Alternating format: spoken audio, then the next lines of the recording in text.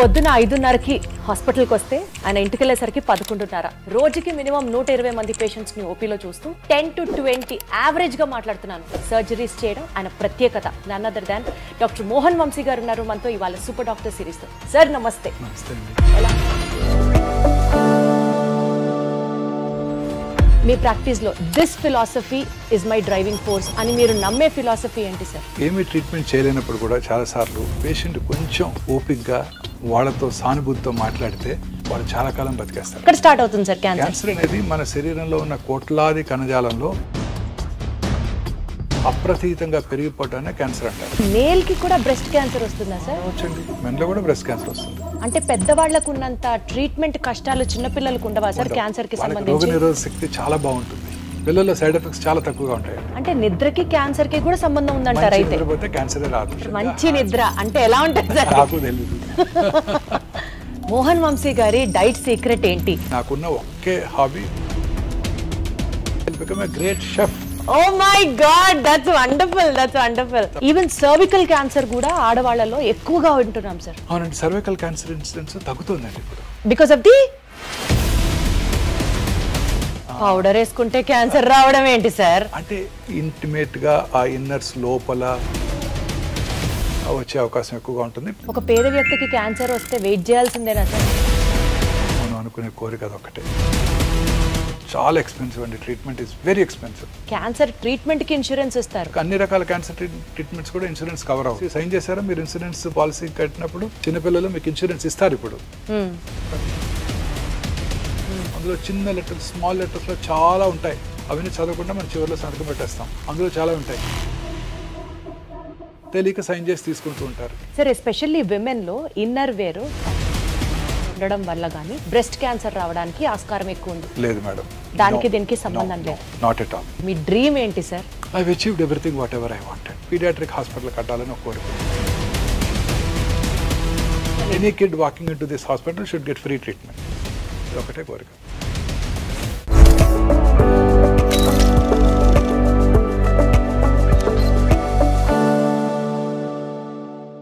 పొద్దున 5:30కి హాస్పిటల్కి వస్తే ఆయన ఇంటికి వెళ్ళేసరికి 11:30. సుమారు ఒక 4-5 గంటలు పడుకుంటే చాలా గొప్ప.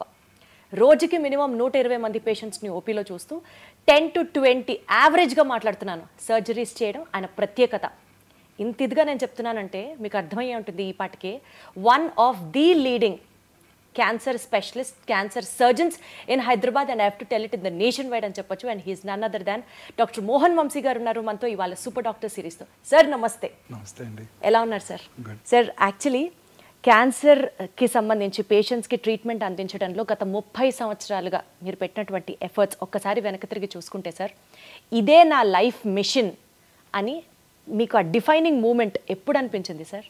సో క్యాన్సర్ అంటే ఆ రోజుల్లో way back in 1990s nobody was interested in taking up this subject. Cancer అనగానే చాలామంది క్యాన్సర్ పేషెంట్స్ని ఆపరేట్ చేస్తే my own boss in JIPMER Pondicherry said, అరే why do want to choose cancer surgery? You operate on cancer patients, they die of మెటాస్టసిస్.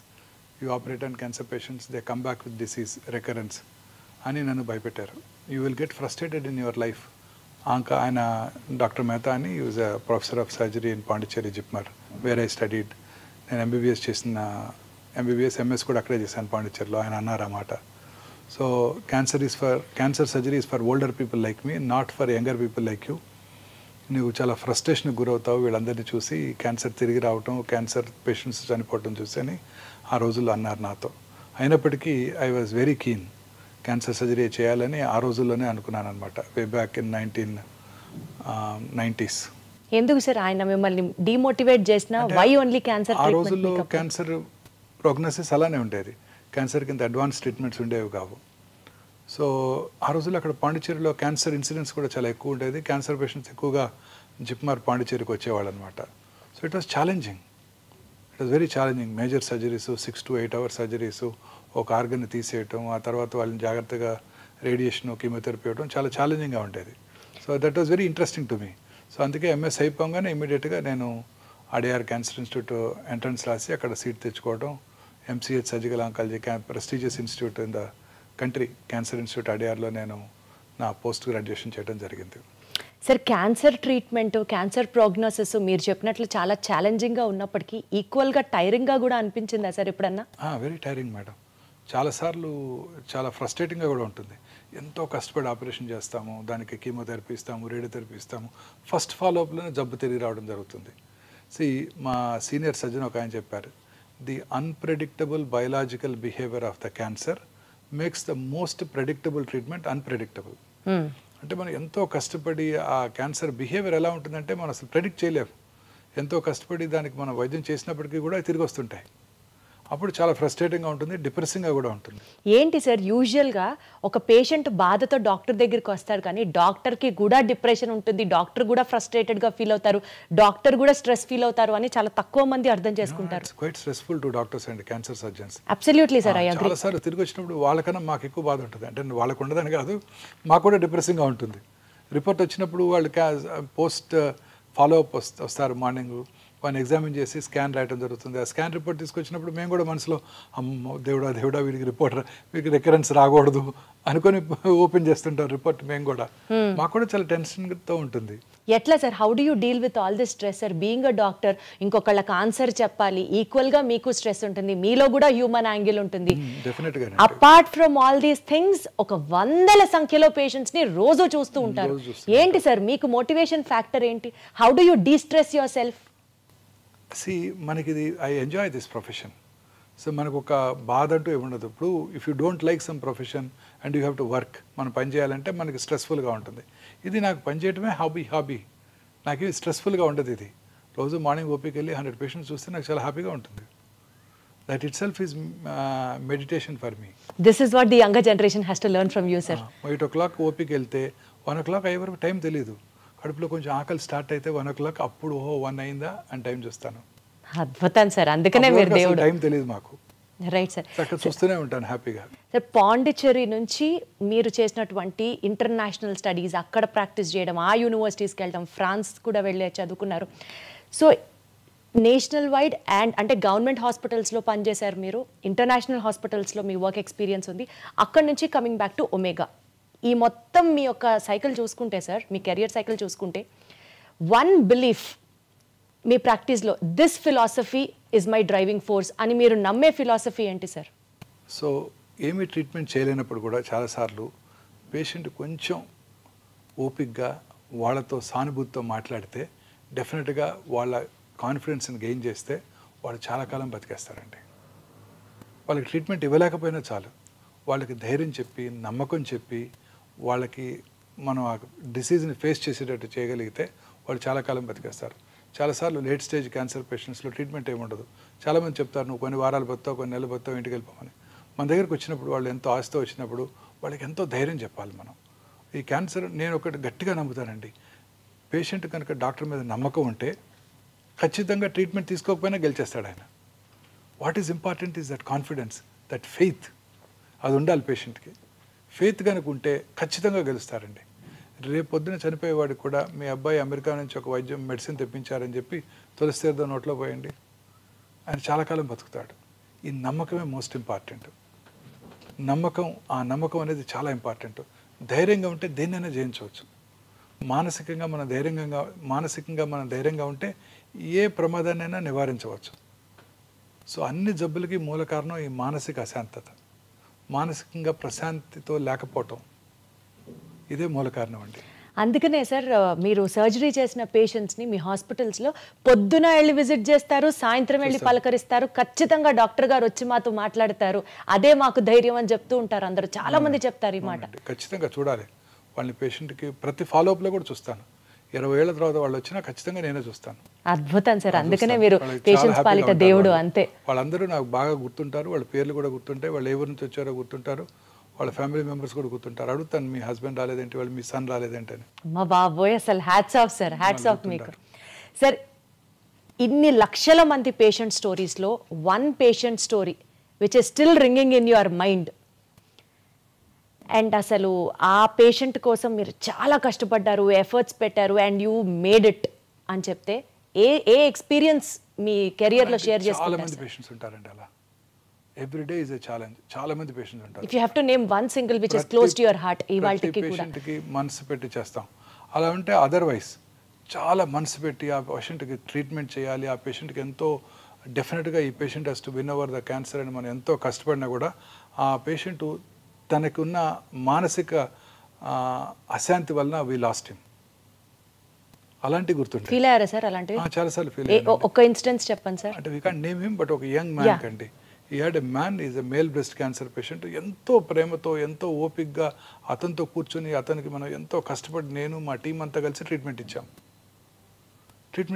చాలా వరకు గెలిచారు. కొన్నాళ్ళ తర్వాత కొంచెం రికరెంట్ స్టార్ట్ అయింది. అప్పుడు he became very tense. He became I don't know, he had lot of mental disturbance. దాంతో అతను చాలా డిస్టర్బెన్స్కి లోనై then he went off somewhere, he went to another centre in US and all that. So that was quite depressing అండి. So మీరు కూడా చాలా feel అయ్యారా సార్? డెఫినెట్గా తిరిగి వచ్చినప్పుడు ఫీల్ అయ్యాము. అతని పాపం మానసిక ప్రశాంతత లేకపోవడం వలన వి లాస్ట్ హిమ్. అయ్యో సార్, ఏంటి సార్ మేల్కి కూడా బ్రెస్ట్ క్యాన్సర్ వస్తుందా సార్? రావచ్చండి, మెన్లో కూడా బ్రెస్ట్ క్యాన్సర్ వస్తుంది. ఎట్లా సార్? అసలు ఎప్పుడు వినలేదు మెన్లో కూడా బ్రెస్ట్ క్యాన్సర్. బ్రెస్ట్ ఇష్యూ మన మెన్లోను స్త్రీల్లో కూడా ఉంటుంది. స్త్రీలలో వాళ్ళ స్త్రీల హార్మోన్స్ వల్ల బాగా డెవలప్ అవుతుంది, పురుషుల్లో అది డెవలప్ అవ్వదు. సో పురుషుల్లో కూడా రావచ్చు బ్రెస్ట్ క్యాన్సర్. చాలాసార్లు నెగ్లెక్ట్ చేయబడుతుంది. పురుషుల్లో నాకెందుకు వస్తుందని అశ్రద్ధ చేస్తుంటారు, అందువల్ల అశ్రద్ధ చేయబడుతుంది. పురుషుల్లో ఫ్యాట్ టిష్యూ కూడా ఉండదు, అందువల్ల డైరెక్ట్గా మజిల్లోకి వెళ్ళిపోతుంది, తొందరగా లేట్ స్టేజ్కి పాకిపోతుంది. అయ్యో. సో అందుకే పురుషులు చాలా కేర్ఫుల్గా ఉండాలి. పురుషుల్లో కూడా రావచ్చు, స్త్రీలలో ఎక్కువ వస్తుంది, బట్ పురుషుల్లో కూడా రావచ్చు. పురుషుల్లో కూడా నిప్పుల కింద కానీ ఏరియాల కింద కానీ గడ్డ కనుక ఉన్నట్టయితే అశ్రద్ధ చేయకుండా వెంటనే డాక్టర్ దగ్గరికి చూపించుకోవాలి. సార్ నాకు ఇది ఒక బిగ్గెస్ట్ టేక్ అవే ఇవాళ మన ఇంటర్వ్యూకి. పురుషుల్లో కూడా బ్రెస్ట్ క్యాన్సర్ రావచ్చు. అమ్మ బాబోయ్, వస్తుంది, చాలా కామన్ గా చూస్తుంటాం. నెలకి 1-2 కేసులు ఖచ్చితంగా చూస్తుంటాను ఇప్పటికీ. బాబోయ్. సార్ అసలు క్యాన్సర్ గురించి మాట్లాడుకుందాం సార్. క్యాన్సర్ అనేది ఎక్కడ స్టార్ట్ అవుతుంది సార్? అసలు ఒక పేషెంట్ చాలా హెల్దీ లైఫ్ స్టైల్ ఫాలో అవుతాడు, ఫ్యామిలీ హిస్టరీలో అసలు జెనెటికల్గా క్యాన్సర్ వచ్చే సూచనలే కనిపించవు, బట్ స్టిల్ అతనికి క్యాన్సర్ రావచ్చా? ఎక్కడ స్టార్ట్ అవుతుంది సార్ క్యాన్సర్? క్యాన్సర్ అనేది మన శరీరంలో ఉన్న కోట్లాది కణజాలంలో ఏదో ఒక కణం అప్రతీతంగా పెరిగిపోవటాన్ని క్యాన్సర్ అంటారు. నార్మల్గా బాడీలో రెగ్యులేటరీ మెకానిజమ్స్ ఉంటాయి. ముక్కు ఈ సైజ్ దాకా వచ్చి ఆగిపోతుంది, చెవి ఇక్కడ దాకా పెరిగి ఆగిపోతుంది. క్యాన్సర్ ఆ రెగ్యులేటరీ మెకానిజమ్స్ దాటి పెరిగిపోతూ ఉంటుంది. ఒక సెల్ 2 సెల్స్ అవుతుంది, 2 4 అవుతాయి, 4 8 అవుతాయి, 8 16 అవుతాయి, అలా ఎక్స్పోనెన్షియల్గా పెరిగిపోతూ ఉంటుంది. పెరిగిపోవటమే కాకుండా పక్కన ఉన్న నార్మల్ కణజాలంలోకి ఇన్వేట్ చేస్తుంది, ఆక్రమించేస్తుంది. పక్కన బోనున్న కూడా తినేస్తుంది. పక్కనున్న రక్తనాళాల ద్వారా, లింఫ్ నాళాల ద్వారా శరీరంలో ఇతర భాగాలకు పాకిపోతుంటుంది. అది క్యాన్సర్ అంటే. Body cannot control it, body cannot regulate it. మన బాడీలో ఉన్న ఒక 22,000 ప్రోటాన్ కోడింగ్ జీన్స్ ఉంటాయి. అందులో ఒక 500 to 600 ఆన్కో జీన్స్ అంటే క్యాన్సర్ కారక జన్యుల్ని సైంటిస్టులు ఐడెంటిఫై చేశారు. ఈ 500-600 జీన్స్లో వచ్చే మ్యూటేషన్స్ కారణంగానే క్యాన్సర్ వస్తుంది అని ఇప్పుడు సైంటిస్టులు గట్టిగా నమ్ముతున్నారు కూడా. సో అందుకే ఇప్పుడు అన్ని రకాల క్యాన్సర్స్కి జెనెటిక్ ప్రొఫైలింగ్ చేస్తున్నారు. ఏ జెనెటిక్ మ్యూటేషన్ వల్ల ఈ క్యాన్సర్ వచ్చింది, ఆ జెనెటిక్ మ్యూటేషన్ ఐడెంటిఫై చేసి ఆ జెనెటిక్ మ్యూటేషన్ని టార్గెట్ చేసే మెడిసిన్స్ కూడా ఇప్పుడు అందుబాటులోకి రాబోతున్నాయి. ఇంకా స్టిల్ రీసెర్చ్ స్టేజ్లోనే ఉంది. రీసెర్చ్ స్టేజ్లో ఉంది. ఫ్యూచర్ అంతా ఇలానే ఉండబోతోంది. ప్రతి క్యాన్సర్ పేషెంట్కి ఏ మ్యూటేషన్ వల్ల ట్రీట్మెంట్ ఈ జబ్బు వచ్చింది ఐడెంటిఫై చేసి ఆ మ్యూటేషన్ని టార్గెట్ చేసే డ్రగ్స్ని కనుక మనం ఇవ్వగలిగినట్టయితే ఆ క్యాన్సర్ని కంట్రోల్ చేయడానికి అవకాశం ఉంటుంది. ఓకే. సో ఇలా ఏదో ఒక మ్యూటేషన్ వల్ల మన బాడీలో మ్యూటేషన్స్ వస్తూనే ఉంటాయి. ప్రతి నార్మల్ ఇండివిజువల్ కూడా మ్యూటేషన్స్ జరుగుతూనే ఉంటాయి. కానీ ఆ మ్యూటేషన్స్ నలిఫై చేసే కెపాసిటీ మన బాడీ ఇమ్యూన్ మెకానిజమ్స్కి ఉంటుంది. మన ఇమ్యూన్ మెకానిజమ్స్ ఎప్పుడైతే దెబ్బతిన్నప్పుడో, మన ఇమ్యూనిటీ తక్కువగా ఉన్నప్పుడో ఆ మ్యూటేషన్స్ టేక్స్ అప్పర్ హ్యాండ్, పై చేయి తీసుకుని అవి క్యాన్సర్గా మారుతాయి. అసలు మ్యూటేషన్ ఎందుకు జరుగుతుంది సార్ బాడీలో? బాడీలో జరుగుతూ ఉంటుంది మ్యూటేషన్స్. దానికి మనకేం సంబంధం లేదు, that we can't control it. But ఆ మ్యూటేషన్ కంట్రోల్ చేసే కెపాసిటీ మనలో ఉంది. Wonderful sir. అసలు హ్యూమన్ ఫిజియాలజీ ఆ కెపాసిటీ మనలో ఉంది. ఆ కెపాసిటీ దెబ్బతిన్నప్పుడు ఈ cancer takes upper hand, cancer వచ్చేస్తుంది. సో ఆ మ్యూటేషన్ని నలిఫై చేసే, మ్యూటేషన్ని నిలుపుదల చేసే కెపాసిటీ మన బాడీ యొక్క రోగనిరోధక శక్తి. మన బాడీ రోగనిరోధక శక్తి ఎప్పుడు బాగుంటుంది? మనం హ్యాపీగా ఉన్నప్పుడు బాగుంటుంది. మనం ప్రశాంతంగా నిద్రపోతూ సంతోషంగా గడిపినట్టయితే ఈ జబ్బులు రానే రావు. మరి ఎట్లా సార్? ఒక మనిషి హెల్దీగా ఉన్నాడు, అతనికి ఎలాంటి సైన్స్ సిమ్టమ్స్ లేవు, బట్ స్టిల్ క్యాన్సర్ ఎలా వస్తుంది? రావచ్చు. కొన్నిసార్లు ఆ మ్యూటేషన్స్ ప్రిడామినెంట్గా ఉన్నప్పుడు రావచ్చు. చిన్నపిల్లలు ప్రశాంతంగానే ఉంటారు పాపం, వాళ్ళకి ఎటువంటి చీకు చింత లేవు, బాధలు లేవు, ఇన్కమ్ దాని గురించి ఆలోచించాల్సిన అవసరం లేదు, వాళ్ళలో కూడా క్యాన్సర్ వస్తుంది. సార్ పెద్దవాళ్ళలో వచ్చే క్యాన్సర్కి చిన్నపిల్లల్లో వచ్చే క్యాన్సర్కి వ్యత్యాసం ఏంటి సార్? చిన్నపిల్లల్లో ఎన్ని రకాల క్యాన్సర్లు ఉన్నాయి? చిన్నపిల్లల్లో జనరల్గా హిమటలాజికల్ అంటే బ్లడ్ సంబంధ క్యాన్సర్సు, నర్వస్ సిస్టమ్కు సంబంధించిన క్యాన్సర్సు, అలాగే సాఫ్ట్ టిష్యూస్ మజిల్స్లోను, అలాగే రిట్రోపెరిటోనియం, కిడ్నీ ట్యూమర్సు, న్యూరోబ్లాస్టోమర్స్ వస్తుంటాయి. పిల్లల్లో వచ్చే ట్యూమర్స్ జనరల్గా 100కు 80-90 మంది క్యూర్ అవుతాయి. క్యూర్ అయిపోతాయా సార్? పిల్లల్లో వచ్చే ట్యూమర్స్ క్యూర్ అయిపోతాయి. అండ్ పిల్లలు ట్రీట్మెంట్ కూడా బాగా విత్స్టాండ్ చేయగలరు. చాలాసార్లు అనుకుంటాం పెద్దవాళ్ళే కీమోథెరపీ తట్టుకోలేరు, పిల్లలు ఏం తట్టుకుంటారని. పిల్లలు చక్కగా తట్టుకుంటారు. వాళ్ళు ఆడుతూ పాడుతూ కీమోథెరపీ తీసుకుని వెళ్ళిపోతుంటారు, చక్కగా చదువుకుంటూ ఉంటారు కూడా హాస్పిటల్లోనే. అంటే పెద్దవాళ్ళకు ఉన్నంత ట్రీట్మెంట్ కష్టాలు చిన్నపిల్లలకు ఉండవా సార్ క్యాన్సర్కి సంబంధించి? రోగనిరోధక శక్తి చాలా బాగుంటుంది, వాళ్ళు చక్కగా రికవర్ అవుతారు. వాళ్ళు ట్రీట్మెంట్ యొక్క సైడ్ ఎఫెక్ట్స్ బాగా తక్కువగా ఉంటాయి వాళ్ళలో, వాటిని కూడా బాగా ఫేస్ చేయగలరు వాళ్ళు. పిల్లల్లో సైడ్ ఎఫెక్ట్స్ చాలా తక్కువగా ఉంటాయండి. Nice sir. సార్ ఇప్పుడు పెద్దవాళ్ళలో క్యాన్సర్ రావడానికి మీరు అన్నట్లుగా జెనెటిక్ మ్యూటేషన్ అనేది అది అప్పర్ హ్యాండ్ ప్లే చేస్తుంది, అర్థమైంది సార్ నాకు. అది కాకుండా ఇప్పుడు మనము డైట్ రిలేటెడ్ అని చెప్పాలా, లేకపోతే smoking life style habit related అని చెప్పాలా, వైరస్ రిలేటెడ్ అని చెప్పాలా, లేకపోతే ఫైనల్లీ ఫ్యామిలీ హిస్టరీలో ఉంది కాబట్టి వీళ్ళకి కూడా వచ్చేస్తుంది అని చెప్పాలా? How do you have to see the? అన్ని చెప్పొచ్చండి. మన బాడీలో 2 రకాల కారణాలు ఉన్నాయండి క్యాన్సర్ అవడానికి. ఒకటి జెనెటిక్ ప్రిడిస్పోజిషన్, అది మనం ఏం చేయలేము. BRCA1 BRCA2 మ్యూటేషన్ అంటారు, వినే ఉంటారు. మిస్ ఆంజెలినా జోలీ వారి తల్లి గారికి ట్రిపుల్-నెగటివ్ బ్రెస్ట్ క్యాన్సర్ ఉన్నట్టయితే వారు కూడా 2011లోనే ఆ టెస్ట్ చేయించుకున్నారు. వారికి ఆ మ్యూటేషన్ వారిలో ఉంది కాబట్టి వారు క్యాన్సర్ రాకముందే 2 బ్రెస్ట్లు 2 ఓవరీలు తీయించేసుకున్నారు. అలా రకరకాల రెట్ మ్యూటేషన్ అని మెడులరీ కార్సినోమా, థైరాయిడ్కి, ఫెమిలియల్ ఎడినోమాటస్ పాలిపోసిస్ కొని అని, కోలన్ క్యాన్సర్కి మ్యూటేషన్స్ ఉన్నాయి. ఆ మ్యూటేషన్స్ని కనుక ఉన్నట్టయితే వాళ్ళు ఖచ్చితంగా క్యాన్సర్ వస్తుంది. ఆ మ్యూటేషన్ ఐడెంటిఫై చేసి క్యాన్సర్ రాకుండా ముందుగానే సర్జరీ కూడా చేసే ఫెసిలిటీ ఉంది వాళ్ళందరికీ. ఇవి జెనెటిక్ మ్యూటేషన్స్. ఇవి కాక ఎన్విరాన్మెంటల్ ఫ్యాక్టర్స్. ఎన్విరాన్మెంటల్ ఫ్యాక్టర్స్లో ఇవి మీరు చెప్పినవన్నీ, లైఫ్ స్టైలు, అందులో ఇంక్లూడింగ్ ఫుడ్, దురలవాట్లు, తర్వాత మన చుట్టూ ఉండే ప్లాస్టిక్స్, ఎన్విరాన్మెంటల్ పొల్యూషను, ఇవన్నీ దోహదం చేస్తాయి క్యాన్సర్ రావడానికి. సో ఉదాహరణకి లైఫ్ స్టైల్ తీసుకున్నట్టయితే ముఖ్యంగా దురలవాట్లు. స్మోకర్స్లో మనందరికీ తెలుసు ఎటువంటి క్యాన్సర్స్ వస్తాయో. స్మోకింగ్ చేసిన ఫ్యూ సెకండ్స్లోనే ఆ స్మోక్లో ఉన్న, టొబాకోలో ఉన్న 400 కార్సినోజన్స్ అంటే క్యాన్సర్ కారక పదార్థాలు మన బ్లడ్లోకి వెళ్ళి బాడీలో అన్ని భాగాల్లోనూ క్యాన్సర్ కలగజేస్తాయి. ఆల్కహాల్ తీసుకునే వాళ్ళలో కూడా క్యాన్సర్ వచ్చే అవకాశాలు ఎక్కువగా ఉంటాయి. ఈ రెండే కాకుండా ఇంకా మిగతా దూరాలవాట్ల వల్ల కూడా అనేక రకాల క్యాన్సర్స్ వస్తున్నాయి. మనం తీసుకునే ఆహారము, ఈ processed foods, high fatty diet, low fibre diet, fresh fruits, greens తక్కువగా తీసుకుంటూ చాలామంది ఈ మధ్యకాలంలో ఈ కంటామినేటెడ్ ఆయిల్స్తో ప్రాసెస్డ్ ఫుడ్స్, రకరకాల ప్రిజర్వేటివ్స్, తర్వాత కలరింగ్ ఏజెంట్స్ వాడుతున్నారు. వీటన్నిటి వల్ల కూడా క్యాన్సర్ వస్తుంది. అవే కాక ఇంకా pollution, environmental pollution, automobile pollution urban ఏరియాస్లో, తర్వాత thermal power plant, asbestos industry, aluminium factories, plastic ఇండస్ట్రీలో పనిచేసే వాళ్ళలోను, సిగరెట్ టొబాకో ఇండస్ట్రీలో పనిచేసే వాళ్ళలోను, వీళ్ళందరి దగ్గర కూడా క్యాన్సర్స్ వచ్చే అవకాశాలు ఉంటాయి. ఫెర్టిలైజర్ ప్లాంట్స్లోను. సార్ ఇప్పుడు మీరు చెప్పినటువంటి రీజన్స్ అన్నిటితో పాటు ఎక్కడో విన్నాను సార్, బయటికి వెళ్తే పొల్యూషన్కి మనము పొల్యూషన్లో ఉన్నప్పుడు మనకి క్యాన్సర్ రావడానికి ఆస్కారం ఎక్కువ ఉంది because of the toxic substances. అవి కాకుండా ఇంట్లో మనం వాడే కెమికల్స్ బట్టి కూడా ఇండోర్లో ఉండే వాళ్ళకి కూడా క్యాన్సర్ రావడానికి చాలా కేసెస్ ఉన్నాయి అని విన్నాను. ఎంతవరకు కరెక్ట్ సార్ ఇది? తప్పనిసరిగానండి. అనేక రకాల కెమికల్స్, మనం వాడే టూత్పేస్ట్, మనం వాడే షాంపూస్, మనం వాడే సోప్స్, మనం వాడే ఇంట్లో వాడే food substances, floor clearance, disinfectants లో కూడా రిపెల్లెంట్స్, ఇవన్నీ మనం నేచర్తో ఫైట్ చేస్తున్నామండి. మార్నింగ్ లేవగానే synthetic toothpaste, plastic tooth brush, plastic bucket, hot water. Toothpaste కి క్యాన్సర్ కి సంబంధం ఉందా సార్? అన్ని రకాలుగానండి. అన్ని రకాల కెమికల్స్ వల్ల కూడా క్యాన్సర్స్ వస్తాయి. మనం వాడే టూత్పేస్ట్, మనం వెళ్ళి కార్లో కూర్చోగానే ఆ కార్లో ఉన్న ఇంటీరియర్, ప్లాస్టిక్ ఇంటీరియర్, ఆ స్మోక్కి ఆ ప్లాస్టిక్ మైక్రో ప్లాస్టిక్స్ అని మనం ఇన్హేల్ చేస్తాం. ప్లాస్టిక్ వాటర్ బాటిల్లో వాటర్ తాగుతాం. ఇవన్నీ కూడా క్యాన్సర్ కారకాలేనండి. సరే అసలు ఏ తీసుకున్నా అదే. చాలాసార్లు నేను ఇవన్నీ చెప్పినప్పుడు ప్రజలు అంటుంటారు, మరి ఏం తిని బతకాలి, ఏం తాగి బతకాలని. అసలు మనిషికి ప్లాస్టిక్ కి ఎంత క్లోజ్ అటాచ్మెంట్ ఉంది సార్.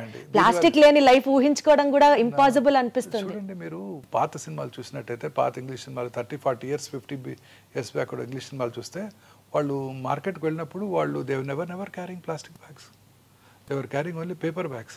వాళ్ళు పేపర్ బ్యాగ్స్ ఇలా క్యారీ చేయ కదా, ఇలా పట్టుకొని తీసుకొస్తుంటారు అందులో మూవీస్లో. చూడండి, 50 years బ్యాకే అక్కడ అవేర్నెస్ స్టార్ట్ అయింది. మనం ఇంకా కూడా ప్లాస్టిక్సే వాడుతున్నాం. సార్ ఫుడ్ గ్రేడ్ ప్లాస్టిక్స్ అంటున్నాం కదా సార్.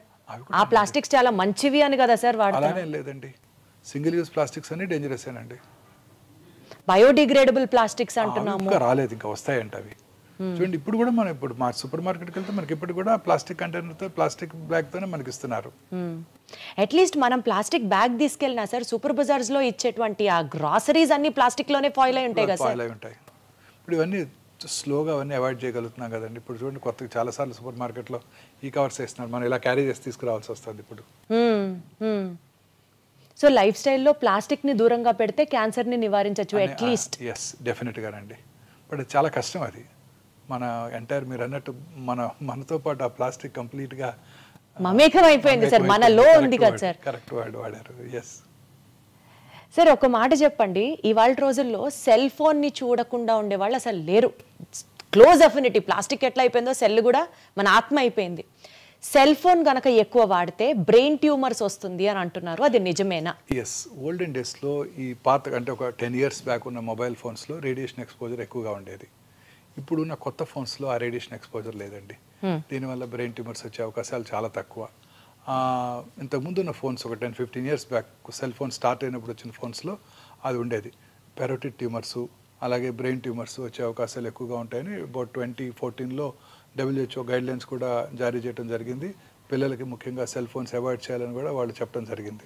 అంటే సార్ ఇప్పుడు ఉన్నటువంటి స్మార్ట్ ఫోన్స్ అనాలా, కాస్ట్లీ ఫోన్స్ అనాలా? Smart phones. సో అంటే తక్కువ ఫోన్స్ లో ఇప్పటికీ రిస్క్ ఉంది? లేదండి, తక్కువే ఉంది రిస్క్. ఆ generation of phones have been now discontinued. So పర్వాలేదు, ఫోన్ వాడితే బ్రెయిన్ ట్యూమర్ అయితే రాదు అంతవరకు. కానీ ఫోన్ వాడితే ఇంకా చాలా ప్రమాదాలు ఉన్నాయండి. మీరు రాత్రిపూట మొబైల్ స్క్రీన్ చూస్తూ పడుకున్నారనుకోండి, రాత్రి 10 దాకా 11 దాకా, అది ఆ బ్లూ లైట్ మిమ్మల్ని డిస్టర్బ్ చేస్తుంది. సో మీ నిద్ర డిస్టర్బ్ అవుతుంది. ఆ నిద్ర మనం చక్కగా ఎర్లీగా నిద్రపోయినప్పుడు 9-10 కల్లా నిద్రపోయినట్టయితే 1 o'clock 2 AM మనకి మన బాడీలో మెలటోనిన్ అనే హార్మోన్ ఉత్పత్తి అవుతుందండి. ఆ melatonin as a strong anti cancer properties, అనేక రకాల క్యాన్సర్స్ రాకుండా చేస్తుంది. మీరు రోజు ఆ 11ంటికి పడుకునే ముందు లేట్గా ఈవినింగ్ టీవీ చూడటం, లేట్గా ఆ తర్వాత మొబైల్ ఫోన్ చూస్తూ పడుకోవటం, అందులో మెసేజెస్ ఆన్సర్ చేయటం, మీ వర్క్ అంతా డిక్టేట్ చేయటం మీ అసిస్టెంట్స్కి కొలీగ్స్కి చేస్తూ పడుకుని రాత్రి 10 మొబైల్ ఫోన్తో పడుకున్నారనుకోండి, ఆ బ్లూ లైట్తో your entire rhythm gets disturbed. Sir ఇప్పుడు ఇదే పాయింట్ మీద ఒక డౌట్ సార్, 2-3 ఆ టైంలో మెలటోనిన్ హార్మోన్ సెక్రెట్ చేస్తుంది body, that has anti cancer properties అంటున్నారు. Many other properties also. Sir ఇప్పుడు పడుకోవడమే 2ంటికి పడుకున్నాం సార్, 5-6 మెలటోనిన్ రిలీజ్ అవ్వదా బాడీలో? అవునండి, మనకి ఆ ప్రశాంతత నిద్ర, ఆ రిథమ్ కావాలి. పగలు పని చేయటం, రాత్రి ఎర్లీగా పడుకోవటం, ఎర్లీగా డిన్నర్ చేయటం, 8-9 గంటల టీవీ పూర్తిగా. 2ంటికి పడుకొని 10ంటికి లేస్తాం, శుభ్రంగా 8 గంటలు మేము పడుకున్నాంగా అంటారు. లేదండి, that will not have the same effect. మన బాడీకి ఒక రిథమ్ ఉందండి. రాత్రిపూట పడుకోవటం, పగలు పని చేయటం. సో పగలు చక్కగా 8 నుంచి సాయంకాలం 5 పడుకుంటాం, మెలటోనిన్ ఉత్పత్తి అవుతుందంటే అవ్వదా సార్? అవ్వదు. సో ఈ రాత్రిపూట పనిచేసే వాళ్ళందరిలో కూడా క్యాన్సర్ వచ్చే అవకాశాలు ఎక్కువగా ఉంటాయి. క్యాన్సరే కాదు, blood pressure, coronary artery disease వచ్చే అవకాశాలు కూడా ఎక్కువగా ఉంటాయి. బ్రెస్ట్ క్యాన్సర్ వచ్చే అవకాశాలు స్త్రీలలో ముఖ్యంగా ఈ రాత్రిపూట అంతా BPO కంపెనీస్లో పనిచేస్తుంటారు, టాల్ టవర్స్లో, వెల్ లిట్ టవర్స్లో, వాళ్ళలో అసలు మెలటోనిన్ ఉత్పత్తి అవ్వదు, వాళ్ళకి క్యాన్సర్స్ వచ్చే అవకాశాలు, అనేక రకాల ఎలిమెంట్స్ వచ్చే అవకాశాలు కూడా చాలా ఎక్కువ. అంటే నిద్రకి క్యాన్సర్కి కూడా సంబంధం ఉందంటారు అయితే? నిద్రపోతే క్యాన్సరే రాదు.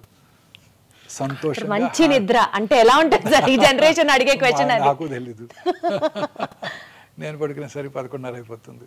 క్యాన్సర్ని చూసే డాక్టర్కే నిద్ర లేదు 4-5 hours అంటే ఎట్లా సార్ మరి? బట్ స్టిల్ ఆ 4-5 hours మీరు సాటిస్ఫాక్షన్తో, కంటెంట్మెంట్తో పడుకుంటారు. సో మీ నిద్రకు అసలు ప్రైస్లెస్. లేదండి, అందులో కూడా కాల్స్ వస్తాయి, పేషెంట్స్ ఫోన్ చేసేస్తుంటారు. మీరు ఆన్సర్ చేస్తారా సార్? అర్ధరాత్రి కూడా చేస్తాను. అర్ధరాత్రి కూడా చేస్తారా సార్? ఆ ఫోన్ స్పెషల్గా హాస్పిటల్ ఫోన్ ఉంటుంది, రాత్రిపూట కాల్ వచ్చిందంటే ఖచ్చితంగా కాల్ చేస్తాను. మరి ఎట్లా సార్ మీకు నిద్ర ఎట్లా? మాకు అలవాటు అయిపోయిందండి. సర్జన్స్ అంతా అంతే, ఫోన్ తీసుకోవడం వెంటనే పడుకుంటాం మేము, మాకు ఆ ప్రాబ్లం లేదు. ఓకే సార్, ఇప్పుడు యూజువల్గా అంటూ ఉంటారు కదా, అన్నం తిన్న తర్వాత ఆర్ ఏ మీల్ తీసుకున్న తర్వాత అన్న డెజర్ట్ తినడం అనేది ఒక లైఫ్ స్టైల్, కొత్తగా వచ్చినటువంటి ఒక habit and people are addicted to it. ఆ మాటలో మాట్లాడితే ఆర్టిఫిషియల్ స్వీట్నర్స్ లైక్ ఆస్పర్టమ్ కానివ్వండి, సుక్రలేస్ కానివ్వండి, ఇలాంటి ఆర్టిఫిషియల్ స్వీటనర్స్ వల్ల క్యాన్సర్ వస్తుంది అన్నది నిజమా లేకపోతే అబద్ధమా? నిజమే. అనేక రకాల ఎలిమెంట్స్ ఇంక్లూడింగ్ కిడ్నీ ఎలిమెంట్స్ కూడా ఈ ఆర్టిఫిషియల్ స్వీట్నర్స్ వస్తుంటాయి. నేను చాలా సార్లు నా ప్రోగ్రామ్స్లో చెప్పాను, అన్ని రకాల ఆర్టిఫిషియల్ స్వీట్నర్స్ అండ్ షుగర్ కూడా తగ్గించేయాల్సిందే. షుగర్ కి డైరెక్ట్ గా క్యాన్సర్ కి రిఫైన్డ్ షుగర్ అనేక రకాల ఎలిమెంట్స్ కారణం అండి. సో దాని బదులు ఫ్రూట్స్ లో ఉండే షుగర్ ద్వారా మనకు ఆ కార్బోహైడ్రేట్ రిక్వైర్మెంట్ వస్తే చాలా బాగుంటుంది. ఈ complex carbohydrates are far superior to the simple sugars. ఇప్పుడు ప్లెయిన్ రైస్ ఉందనుకోండి, ఇట్స్ ఎ సింపుల్ షుగర్. దాన్ని ఫెర్మెంట్ చేసుకుని ఇడ్లీ దోశలాగా తిన్నాం అనుకోండి, it's a complex carbohydrate. So complex carbohydrates వలన ఆ షుగర్ స్పైక్స్ ఉండవండి. సో గ్లూకోజ్ స్పైక్స్ ఉండవు, ఇన్సులిన్ రెసిస్టెన్స్ డెవలప్ అవ్వదు. సో వాళ్ళు అన్ని రకాల ఎలిమెంట్స్ వచ్చే అవకాశాలు కూడా తక్కువగా ఉంటాయి. సో ఈ simple sugars are dangerous. The plain white refined sugar with మైదాతో చేసే స్వీట్స్ ఉంటాయి చూడండి, అవి చాలా డేంజరస్. అన్ని రకాల ఎలిమెంట్స్కి అవి కారణం అండి. సౌత్ ఇండియన్ ఫుడ్లోనూ, నార్త్ ఇండియన్ ఫుడ్లో కూడా, ముఖ్యంగా ఇండియన్ ఫుడ్లోనే ఎక్కువ చూస్తుంటాం. అందుకే ఇండియాలో ఉన్నంతమంది డయాబెటిక్స్ ప్రపంచంలో ఎక్కడా లేరు. సో ఈ simple sugars are dangerous. Fruit sugars, complex sugars are safe. So fermented idli తిన్నాం అనుకోండి, అదే రైస్తో మనం ఇడ్లీ తయారు చేసుకున్నాం అనుకోండి, దట్ ఈస్ సేఫ్. అదే రైస్తో దోశ చేసుకున్నాం, fermented food, they are safe. కానీ సార్ మనం అవాయిడ్ చేయండి అని చెప్పడం యాజ్ అ డాక్టర్ మీరు చెప్తారు, బట్ ఆన్ ప్రాక్టికల్ నోటు ఏదో ఒక రోజు, ఈ రోజు ఫ్రెండ్ పిలిచాడనో, మరుసటి రోజు ఆఫీస్లో పార్టీ అనో, ఫ్యామిలీ ఫంక్షన్ అనో ఏదన్నా కావచ్చు కదా, తినాల్సి వచ్చింది sir. Then how do we plan our lifestyle sir?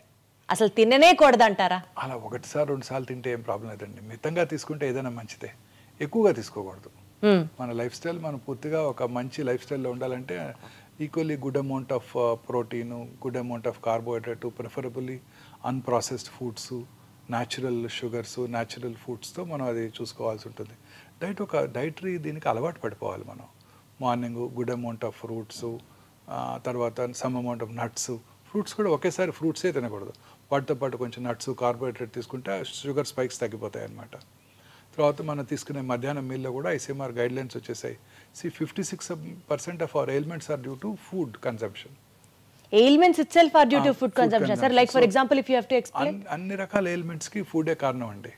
So మన ఫుడ్ అంటే ఎట్లా సార్, ఎట్లా ఫుడ్ ఇంటేక్ ఎయిల్మెంట్స్ కి ఎట్లా? అన్ని రకాల, అంటే ఏ ఎయిల్మెంట్ అయినా కూడా అండి, మనకు ఉదాహరణ కర్నరీ ఆర్టరీ డిసీజ్ కానివ్వండి, మన ఇంప్రూవ్డ్ సెర్బ్రోవాస్కులర్ యాక్సిడెంట్స్ కానివ్వండి, అల్జీమర్స్ డిసీజ్ కానివ్వండి, అన్నిటికీ కూడాను మనం తీసుకునే ఆహారమే ముఖ్యమండి.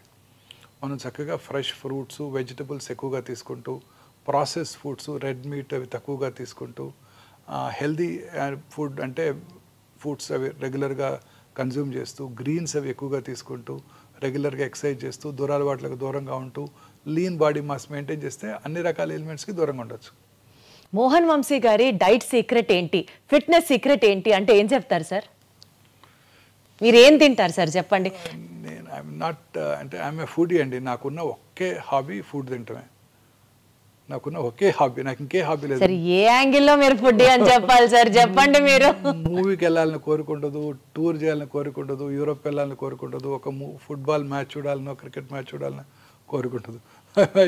My mind will be rotating around food if I'm not concentrating and seeing patients or reading or something like that. TV చూస్తే ఓన్లీ ఫుడ్ ప్రోగ్రామ్స్ చూస్తాను, ఇంకేం చూడను. If at all I watch yes, sir. TV, what does your healthy diet consist of? That's what we are more interested to know. I watch TV, I watch only food programs. నేను retire అయినాక I will become a great chef. Oh my God, that's wonderful. That's wonderful. తప్పనిసరిగా నేను వండుతారా sir అయితే? చేస్తానండి. ఏం చేస్తారు sir బాగా? ఏమైనా చేస్తాను, అన్ని చేస్తాను. అమ్మో బాబోయ్.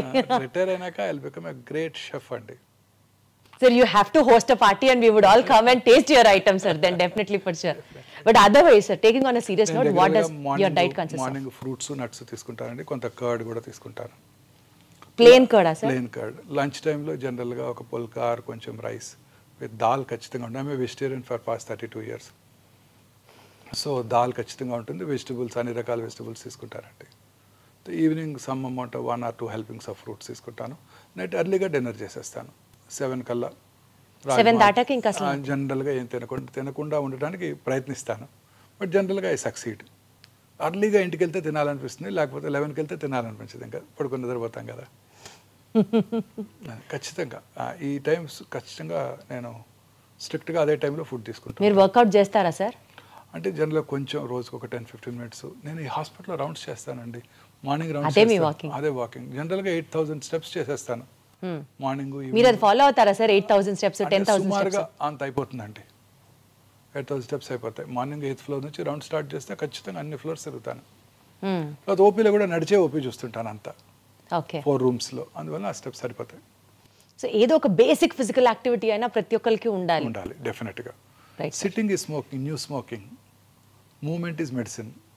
ఎంత బాగుంది సార్, ఎంత రిథమిక్ గా రైమింగ్ గా ఉంది. Sitting is new smoking, movement is medicine. Movement is medicine. ఇప్పుడు అందరూ కూడా ఈ 24 hours 18 hours పనిచేస్తున్నారు. చాలామంది కూర్చొని పనిచేస్తుంటారు సిస్టమ్స్ ముందు. వాళ్ళందరికీ చాలా రకాల ఎలిమెంట్స్ వస్తుంటాయి. వాళ్ళందరికీ షార్ట్ వాక్స్, ప్రతి హాఫ్ అన్ అవర్కి ఒక 5 minutes వాక్ చేయటం, నుంచొని పని చేయటం, అవి కనుక అలవాటు చేసుకుంటే చాలా ఎలిమెంట్స్ తగ్గిపోతాయండి. బట్ సార్ వాకింగ్ చేస్తే నిజంగా మీరు నాకు 8,000 steps అన్నారని అడుగుతున్నా, 10,000 అడుగులు వేస్తే క్యాన్సర్ కి దూరం అని మనం యూజువలీ చూస్తూ ఉంటాం articles. Is it true sir? ఎందుకంటే ఎంతో కొంత వాకింగ్ చేస్తున్న వాళ్ళండి ఎప్పుడు మూవ్మెంట్ ఉంటూనే ఉండాలి. క్యాన్సర్ కి హెల్ప్ అవుతుందా సార్? అన్ని రకాల వాకింగ్ కి క్యాన్సర్ కి కనెక్షన్ ఉందా సార్? ఖచ్చితంగా. ఇప్పుడు కొత్తగా ఇంకొక అధ్యయనం చూశాను. అదేంటంటే బ్రెస్ట్ క్యాన్సర్ పేషెంట్స్లో పోస్ట్ ట్రీట్మెంట్ తర్వాత వాళ్ళు రెగ్యులర్గా ఫిజికల్లీ ఫిట్గా ఉన్నట్టయితే, రెగ్యులర్గా ఎక్సర్సైజ్ చేస్తుంటే క్యాన్సర్ తిరిగి వచ్చే అవకాశాలు కూడా తగ్గిపోతాయి అంటున్నారు. Okay okay okay okay. సరే, అసలు క్యాన్సర్లో ఎన్ని రకాలు ఉంటాయి సార్? ఆ అన్ని రకాల క్యాన్సర్స్ని మనం ముందరగానే ఐడెంటిఫై చేయొచ్చా సార్? క్యాన్సర్ అంటే మనం అనుకున్నట్టు ఏదో కణజాల నుంచి క్యాన్సర్ రావచ్చండి. సో బ్రాడ్గా 2 రకాల క్యాన్సర్స్ చూస్తుంటాం. ఒకటి సాలిడ్ ఆర్గన్స్ అంటే బ్రెస్ట్, లంగ్, బోను, బ్రెయిన్, కోలను, స్టమక్ అనమాట. రెండోది హిమటలాజికల్ అంటే బ్లడ్ సంబంధ క్యాన్సర్స్. బ్లడ్ బాడీ అంతా ఉంటుంది కదండి. ఇవన్నీ జనరల్గా బోన్ మ్యారోలో తయారై బ్లడ్ క్యాన్సర్స్ ద్వారా మనకు మేనిఫెస్ట్ చేస్తాయి. సో ఈ 2 రకాల క్యాన్సర్స్ డిఫరెంట్గా ఉంటాయి అనమాట. ఈ సాలిడ్ ట్యూమర్స్కి ట్రీట్మెంట్ వేరుగా ఉంటుంది, హిమటలాజికల్ మెలిగ్నెన్సీస్కి ట్రీట్మెంట్ వేరుగా ఉంటుంది. హిమటలాజికల్ మెలిగ్నెన్సీ జనరల్గా కీమోథెరపీ, టార్గెటెడ్ థెరపీస్, ఇమ్యూనోథెరపీస్ ఉంటాయి. సాలిడ్ ట్యూమర్స్కి సర్జరీ, రేడియేషన్, కీమోథెరపీ అవి ఉంటుంటాయి అనమాట. సో ఈ క్యాన్సర్స్ అన్నీ కూడాను డిఫరెంట్ స్పెషలిస్ట్ వీటిని హ్యాండిల్ చేస్తుంటారు క్యాన్సర్కి. సో క్యాన్సర్ యొక్క బిహేవియర్ అనేది ట్యూమర్ యొక్క గ్రేడ్ని బట్టి ఆధారపడి ఉంటుంది. చాలామందికి ఒకే రకమైన క్యాన్సర్. ఒకసారి నాకు ఒక పేషెంట్ వచ్చారు, ఒక 20 years బ్యాక్ నేనే ఆ పేషెంట్కి బ్రెస్ట్ క్యాన్సర్ సర్జరీ చేశాను. అప్పుడు సర్జరీ అయిపోయిన వెంటనే అది అప్పుడు estrogen receptor, progesterone receptor positive breast cancer. Surgery అయిన వెంటనే వాళ్ళకి కొంచెం లోకల్ రేడియేషన్ ఇవ్వడం జరిగింది. ఆ రోజుల్లో చిన్న టెక్నాలజీ తక్కువగా ఉండేది, పెద్ద కాస్ట్లీ ట్రీట్మెంట్ ఉండేది కాదు. ఆ తర్వాత చిన్న ట్యాబ్లెట్ తీసుకున్నారు, 16 ఏళ్ళు 17 ఏళ్ళు బ్రతికేశారు. 17 ఏళ్ళ తర్వాత రెండో బ్రెస్ట్లో క్యాన్సర్ వచ్చింది. ఈసారి cancer oestrogen receptor, progesterone receptor negative cancer. అంటే హార్మోన్ థెరపీకి లొంగదని అర్థం, అగ్రెసివ్ ట్యూమర్ అని అర్థం. తర్వాత HER2 రిసెప్టర్ అని ఇంకోటి ఉంటుంది, అది టార్గెటెడ్ థెరపీ, అది పాజిటివ్ వచ్చింది. సో ఈసారి సర్జరీ తర్వాత ఎక్స్పెన్సివ్ రేడియేషన్ ఇవ్వాల్సి వచ్చింది. లెఫ్ట్ సైడెడ్ క్యాన్సరు, కొంచెం స్పెషలైజ్డ్ రేడియేషన్, హార్ట్ను ప్రొటెక్ట్ చేయడానికి ఆ టార్గెటెడ్ థెరపీకి లక్షలు ఖర్చు అయింది. అయినా కానీ ఒక 2 yearsలో తిరిగి వచ్చేసింది. మళ్ళీ తిరిగి వచ్చింది. సో అప్పుడు పేషెంట్ నన్ను అడిగారు, అప్పుడేమో జస్ట్ ఒక 40,000-50,000 రూపీస్తో ట్రీట్మెంటే అయిపోయింది, 17 ఏళ్ళు హ్యాపీగా ఉన్నాను, ఇప్పుడు 40-50 lakhs ఖర్చు పెట్టాను, అయినా కానీ 2 yearsలో తిరిగి వచ్చింది డాక్టర్ గారు అని అడిగారు నన్ను. సో ప్రతి క్యాన్సర్ యొక్క బిహేవియర్ వేరుగా ఉంటుంది. So cancer behaviour is more important. Cancer grade అంటే tumour grade, tumour how aggressive the tumour is అనేది మనకి చాలా ఇంపార్టెంట్. ఎట్లా తెలుస్తుంది సార్? అది there are test for that. Every క్యాన్సర్కి ఏ రకమైన క్యాన్సర్స్ అగ్రెసివ్గా బిహేవ్ చేస్తే దానికి కావాల్సిన మార్కర్స్ ఉన్నాయి. ఉదాహరణకి breast cancer torrs, HER2 receptor, proliferative index, అలా అన్ని క్యాన్సర్స్కి మార్కర్స్ ఉంటాయి. అట్లా కొన్ని క్యాన్సర్స్ అగ్రెసివ్గా బిహేవ్ చేస్తాయి, కొన్ని స్లోగా పెరుగుతూ ఉంటాయి. స్లోగా పెరిగే క్యాన్సర్ లేట్ స్టేజ్లో ఉన్నా చాలా కాలం బ్రతికేస్తారు. అగ్రెసివ్గా ఉండే క్యాన్సర్స్ ఎర్లీ స్టేజ్లో వచ్చినా తిరిగి వచ్చే అవకాశాలు ఎక్కువగా ఉంటాయి. జనరల్గా అది అగ్రెసివా నాన్ అగ్రెసివా అని కూడా టెస్ట్లో మనకు తెలుస్తుందా sir? Yes, very correct, true, very true, తెలిసిపోతుంది. సో జనరల్గా చిన్న వయసులో వచ్చే క్యాన్సర్స్ అంటే 20 to 40 years మధ్యలో వచ్చే క్యాన్సర్స్ అగ్రెసివ్గా ఉంటాయి, ఎక్సెప్ట్ థైరాయిడ్. పెద్ద వయసులో వచ్చే క్యాన్సర్ స్లోగా పెరుగుతాయి. థైరాయిడ్ క్యాన్సర్ కాదు కదా సార్? Except thyroid. థైరాయిడ్లో కూడా క్యాన్సర్స్ వస్తాయండి, వెరీ కామన్. థైరాయిడ్ క్యాన్సర్స్ ఒక్కటే చిన్న వయసులో వస్తే స్లోగా పెరుగుతాయి, పెద్ద వయసులో వస్తే ఫాస్ట్గా పెరుగుతాయి. మిగతా అన్ని క్యాన్సర్స్ జనరల్గా ఎల్డర్లీ ఏజ్లో వచ్చినప్పుడు స్లోగా పెరుగుతాయి, చిన్న వయసులో 20 to 40 మధ్యలో వచ్చినప్పుడు ఫాస్ట్గా పెరుగుతాయి. అంటే యూజువల్గా ఇప్పుడు ఈ థైరాయిడ్ హార్మోన్ ఇంబ్యాలెన్స్ అనేది ఎక్కువ వింటూ ఉంటాం కదా సార్, థైరాయిడ్, PCOD, PCOS ఇట్లా చెప్తూ ఉంటారు కదా sir. So thyroid deficiency or hyper activeness of thyroid gland might also lead to cancer. లేదండి, అది వేరు, టోటలీ వేరు. ఇది ఫిజియలాజికల్. థైరాయిడ్ చాలామంది నాకు చెప్తుంటారు నాకు థైరాయిడ్ ఉందని. థైరాయిడ్ అందరికీ ఉంటుంది, కొన్నిసార్లు ఎక్కువ పనిచేస్తుంది, హైపర్ ఫంక్షనింగ్ వేరు అన్నట్టు, కొన్నిసార్లు అసలు పనిచేయదు. నడి వయసులో చాలామంది లేడీస్లో ఈ ప్రాబ్లం చూస్తుంటాం, హైపోథైరాయిడ్ అంటాం. సో అది వేరు, అది టోటలీ డిఫరెంట్. థైరాయిడ్ గ్లాండ్లో క్యాన్సర్ అవటం వేరు. థైరాయిడ్ గ్లాండ్ యొక్క ఫంక్షన్కి క్యాన్సర్కి సంబంధం లేదు మేడం. థైరాయిడ్ గ్లాండ్లో నార్మల్ ఫంక్షనింగ్ థైరాయిడ్లో కూడా చిన్న లంప్ రావటం, లోవర్ పార్ట్ ఆఫ్ ద నెక్లో ఎక్కడ లంప్ వచ్చినా ఇమీడియట్గా అశ్రద్ధ చేయకుండా మనం పరీక్ష చేయించుకోవాలి ఎవరైనా సరే. సార్ ఇందాక మీరు అన్నట్లుగా జీన్ మ్యూటేషన్ టెస్ట్ అని అన్నారు చూడండి, అంటే ఫ్యూచర్లో పలానా వ్యక్తికి క్యాన్సర్ వస్తుందా అని కూడా మనం ముందుగానే టెస్ట్ చేసుకొని చేయొచ్చా సార్?